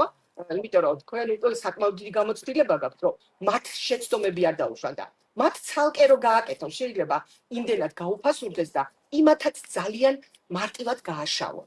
აი, როგორც ეხლა რო შეიქმნა კიდე ეროვნული დემოკრატიული, აი დაიწყეს ხო იმათი ჯერ არც პარტია, მოძრაობა, რაღაცა, იმათაც ვაკეთებდი, მაგრამ ხო ვამბობ, ეს სხვა ნიშა, ცოტა მემარცხენეობა საქართველოში არ უყვართ და იმას აშკარად ვატყობ, რომ ებრძვიან. თქვენ რა ნიშაც დაიკავეთ, ვატყობ, რომ ეგრე მარტივად არ გაშავებენ. ამიტომ თქვენთან შემოსული კარგი ახალგაზრდები იქნება ძალიან საინტერესო გუნდი უკვე უბრალოდ ჩემი ერთ-ერთი როგორც თქვენი გულშემატკივრის თხოვნა იქნება. სხვა შეკითხვა არ მაქვს. წარმატებებს ვისურვებ. ჩვენ პრინციპში ახლა ვისკოთ რა პარტიის შეგროვებას, მაგრამ ერთი რაც ნამდვილად დაწყებულება არის თანამშრომლობა ახალ ჯგუფებთან, გველებთანაც გვაქვს რაღაც თანამშრომლობა. მაგრამ განსაკუთრებით ახლოს თანამშრომლობთ აი მოძრაობა სოციალისტური დემოკრატიისთვის და ეხლა დავისკოთ კიდე სართული რა, მაგრამ ერთად აი განათლების კამპანიის ეკეთებ იყო, ეს მაგათ ახალგაზრდები. აქ კარგი ცდომა და აი მათ ენაზე ლაპარაკობენ და ძალიან ახლო ვართ მიზნებში. აი შეიძლება რაღაცა იდეოლოგიური განსხვავებები არის, მათ როგორ მიაჩნიათ საქართველოს მეღას მოწყობილი დაწყება. მაგრამ განათლების მიმართულებით ეხლა კამპანიას ერთად გეგმავთ. ცალკე ახალგაზრდების ჯგუფია, აი მოძრაობა საზოგადოებრივი მაუწყებლისთვის, რომელიც მარშებს აკეთებს და იქიდან მეც მონაწილეობ იმ ჯგუფში და სხვაების და იქ კიდე არა ახალგაზრდები, რომელიც არც ერთ ამ პოლიტიკურ გაერთიანებაში არ არის. ესე რომ ხო, მე მგონია რომ ამ წინააღმდეგობა მე გააჩინა, რომ ვიღაც ხალხმა გააცნო, რომ პროაქტიული იყოს და რაღაცა აქტიურად შეეწინააღმდეგოს. და არის ხო, თითქოს ბევრია, მაგრამ რაც კარგია არის, რომ ბევრი წინააღმდეგობის ადგილი ჩდება თავისთავად, ხო? აი მაგალითად საირმე, ალდა, იქ არის ჭიათურა და ასე შემდეგ. ხო, უამრავი ესე წინააღმდეგობა ჩდება და ეს წინააღმდეგობებიც რაღაცნაირად მე ერთმანეთს სოლიდარობას უცხადებს. ნუ აი ამ კიდების შენელობა არის მნიშვნელოვანი. ძალიან დიდი მადლობა. ძალიან სასიამოვნო შეხვედრა და რა ვიცი, რა შემიძლია ბოლოს თუ რამე ერთის რომ პოლიტიკურ ბრძოლაში გამარჯვებას ვხვდება პოლიტიკური ორგანიზება. პოლიტიკური ორგანიზების საუკეთესობა და არის ის, რასაც ჩვენ ვაკეთებთ. ახალი პოლიტიკური პარტიის მშენებლობა. ესე რომ კიდევ ერთხელ მინდა გთხოვოთ თანამონაწილეობა ამ საქმეში, ვისაც ვინც როგორ იგრძნობთ კომფორტულად. თუ შემოგვიერთდებით, ძალიან გაგვახარეთ. თუ დაგვეხმარებით სხვა ადამიანებთან შეხვედრაში, ძალიან მადლობლები ვიქნებით. თუ რაიმე შეკითხვა გექნებათ, სათქმელი მოგწევთ, გიფასუცებთ და თუ მოგწევთ თქვენ საკონტაქტოებს, ჩვენ სიახლეებს გაგაგებინებთ ხოლმე და ასე გვექნება კიდევ უფრო კარგი კავშირი ერთმანეთთან. ძალიან დიდი მადლობა. დავასრულებ თავისი საინტერესო მე მგონია რომ იქნება ის შეკითხვა რომ აი მაგალითად ჩვენს მუნიციპალიტეტებში ბავშვები აი თათი ამბობდა ახლა დავიდა რომ ყველა მტერსო გერმანიაში წასვლაზე აი უამრავი შეტყობინება მომხდა და ძალიან პრობლემური საკითხი არის ის რომ კიდევ მე-11 კლასიდან ბავშვები სკოლაში იშვიათად დადიან და ბავშვების უნივერსიტეტში ჩამოწყობა ოჯახს რაღაც 30 ლარი და ხანდახან შეიძლება მეტიც დაუჯდეს იმიტომ რომ წლები ემზადებიან მე მქონდა უკვე სოციალურ შეფება მე-9-დან უკვე ემზადებიან იმ საგლეხემოს და ჩააბარონ და არ ამხოდან სკოლა ვერ ასრულებს თავის ფუნქციას არის სკოლის სკოლა ვერ გამზადებს უნივერსიტეტი ვერ გამზადებს სამსახურისთვის და როგორ წარმოგვიდგენია ჩვენ თუნდაც ის რეფორმა რომ რეპეტიტორები არ იყოს საჭირო ან ეს რეპეტიტორების სასწავლებელი мотиваცია რომ ხო არა ძალიან თუნდაც მოკლედ ახალი ლექცია მაგრამ ძალიან პრობლემურია იმიტომ რომ ბავშვებსაც ყავს მათ შორის ჩემი და ემიგრაციაში მაგიდან წავიდა რომ სამი შვილი ყავს და ამ სამი წელს როგორ მოაწყობს უნივერსიტეტში მე როგორ ისწავლიან ეს იყო ძალიან ბუნდოვანი მისვლა მარტო ყველა დედისთვის რაღაცა გამოსავალი მოკლედ რა ყველა საქართველოში ისეთი განათლების სისტემაა სკოლა რომც იყოს ძალიან კარგი სკოლა მაინც ვერ მოამზადეს უნივერსიტეტისთვის შეუძლებელი უბრალოდ არ არსებობს სკოლები კი არ არის ცოტა ინტეგრირებული მაინც რეპეტიტორებს ეგეც არის პრობლემა აი განსაკუთრებით კარგად ჩანს როდესაც დაბალ კლასებში დაყავთ რეპეტიტორებთან იმიტომ მისაღები გამოცდები շատ უშუალოა აი კაცო ის ხო ენაში რო დაყავთ რეპეტიტორთან იმიტომ დაყავთ რომ ცოტა სწავლობს სკოლაში და უკეთესად სწავლობს რეპეტიტორთან მაგრამ გამოცდების დროს რეპეტიტორთან მომზადება არის უბრალოდ საჭირო, იმიტომ რომ ვიღაც სხვა საჯობო. ის სხვას რამდენი ცოდნა აქვს, არავინ არ იცის. თუმცა სისტემაა ისეთი, რომელიც არ იცის. ეს სისტემა, მისაღების სისტემა უნდა შეიცვალოს. მისაღების სისტემები არის ბევრნაირი. არის, აი მაგალითად ჩვენთან იყო გამოსაშვები გამოცდები, ხო? გამოსაშვები გამოცდების არსებობის დროს ეს გამოცდები ისე იყო ორგანიზებული, რომ არავის სხვას არ ეჯიბრებოდი, ეჯიბრებოდი სტანდარტს. Osa standards ეჯიბრები შეიძლება წინასწარ გაიარო სადიაგნოსტიკო ტესტი შეამოწმო შენი თავი ძლებ თუ არა იმ ბარიერს თუ ძლებ მე რეპეტიტორი არ აღჭირდება ძალიან მარტივი ანუ იმ სკოლაშიც სადაც ნორმალურად ასწავლიან სადაც აღარ რეპეტიტორი იმ საგანში მეტყვი ის კონკურსი რაც არის 4 გამოცდა ის არის გამოცდა უნდა შემცირდეს სხვა რაღაცებს უნდა გაითვალისწინოს უნივერსიტეტში მაგალითად რა აზრია კონკურსის მოწყობას იმ უნივერსიტეტში მისაღებ გამოცდებზე სადაც ადგილები უფრო მეტია ვიდრე სტუდენტების რაოდენობა. გუში მიყვებოდა ზუსტად გუშინ წინ თუ არა გუში ერთ-ერთი ჩვენი პოლიტიკის სკოლა გაქვთ და მის მონაწილე რომ მე პირდაპირ მიიღეს ქუთაისის აგრარული ცენტრის სახელმწიფო უნივერსიტეტში 99 წელს საერთოდ იყო განვითარებული. ვადა ის მონდერში ხან მასთან ამ უნივერსიტეტში და მე მიდიოდა გაცხრილოა ხო სემესტრის მერე ვინ შეძლებს სწავლას და ვინ არა ანუ ეგეთ სისტემად შეიძლება არსებობდეს ყველა რაც არის მნიშვნელოვანი არის ის რომ საშუალება უნდა მისცე უნივერსიტეტებს და ბევრი სხვა მოდელი განერძო სადღაც გაჩნდება კორუფციის საფრთხე სადღაც შემოიღებენ ამერიკულ მოდელს სადაც მაგალითად ითვალისწინებენ სკოლის დროს რას აკეთებდი იყავით რა თვითმმართველობის წევრი კლუბში დადიოდით თუ არ დადიოდით სპორტსმენი ხარ თუ არ ხარ და სხვა მარტო ნიშნებს აღარ იქნება დამოკიდებული. ის მშობელიც მე დაფიქრდება რომ იქნება არ ღირს ამ რაღაცა იმისი რაღაც კონკრეტული საგნის რეპეტიტორთან თარები და ჯობია სპორტზე ვატარო. და იქნება ამით ჩააგავს უნივერსიტეტში სპორტ ამერიკაში მაგალითად სპორტის იერთულობ ძლიერი ხარ უნივერსიტეტში რაც ფინანსს სწავლობს. მე ყავალაში. აველაშვილი ამერიკაში წასულიყო დაამთავრებდეს, იმეთოს შეგვამთავრდა. ამერიკაში დაამთავრებდა დიდი ალბათობით. ორიეს აუკეთე ანუ შეძლებ რა დაამთავრებდა. დაამთავრებდა ჩემი. დაამთავრებდა. თორე იქ ხელს გიწავდა, თან სპორტსმენი იყო და თან ისწავლა და თან სპორტსმენი დაიწყო. მე შედაამთავრე. ასე ხავაში ერთ-ერთი სულ დაიწყო თავის დროს იყო. არ ვარ მოხეო ყველამ დაამთავრეს ეს უნივერსიტეტი და მე არ ვნახე უცხო სანამ ქართულოცნებას შევიდა და რაღაც ესეთებს ლაპარაკობს ეხლა დაარსდა ასე რომ თვითონ ეს სისტემა მანამ კონკურსი მანამ მოიშლე მაგას ასე ძალიან მაღალი კონკურსი რომ ამ წელს თუ არ ჩააბარე მე ჯარში წაგვიყვანენ და თუ ეხლა წელსაც ჩააბარე ტრაგედია იქნება და მე უნდა მაგალითად აკაური ბავშვი რო ეჯიბრება თუნდაც ბავშვს იმას არ ჯერა რომ შეუძლია რომ აჯობოს. იმიტომ წინასწარ ვიცის რომ იმას მე შეიძლება ვაკსავდეს და ამას ნახულობ. ამიტომ გათანაბრება მაგალითად სკოლებს შორის რომ თანაბრად ძლიერი იყოს სკოლაში სწავლება ეგ არის ერთ-ერთი ასევე აუცილებელი რაღაც ხო რომ ანუ აი მაგალითად ეხლა მინეყვებოდა ზუსტად რომ მე თბილისში გადავედი ბივის სკოლიდან უკეთესად ვიცოდი ინგლისური ვიდრე იქნება. რატომ? იმიტომ რომ მანანა კაპიტულაზე ასწავლობდა. Ana კაპიტულაციური მასწავლებელი რო იყოს, სხვაგანაც იგრებდა და არ დახჭე. მე თან ნაყოფილა. ბავშვებთან შეხვედრაზე. იმის სკოლაში და მართლა თავისუფლად ლაპარაკობენ ინგლისურად. და არის თამაშობენ და ფილმებს უყურებენ და ელაპარაკებიან. რეპეტიტორის გარეშე ახერხებს, ხო? ახლა ეს ადამიანი მე შეიძლება კიდე დადის ვიღაცა. ინგლისურზე გამოსცვის რომ ძალიან მაგნიტი. ჩემი შვილი დადიოდა სკოლაში, ჩვენ ანუ სკოლაში დადიოდა, რომელიც დამფუძნებელი მეც ვიყავი. იქ სკოლაში ქონდა დამატებითი გაკვეთილები კიდე, იმისთვის რომ ამერიკული გამოცდებისთვის ჩაეყარებინა. მე ხა ამერიკაში სწავლობს, ისე რომ უფინანსებენ სწავლასაც, ცხოვრებასაც და კვებასაც. და რაღაცა უამრავი შესაძლებლობაა, ხო? ეს და ხოლმე საქართველოში არც კი სწავლებთ, რომ ჩააბარშებთ, სადაც სხვაგან წასვლა, მე დაბრუნება და რაღაცის გაკეთება.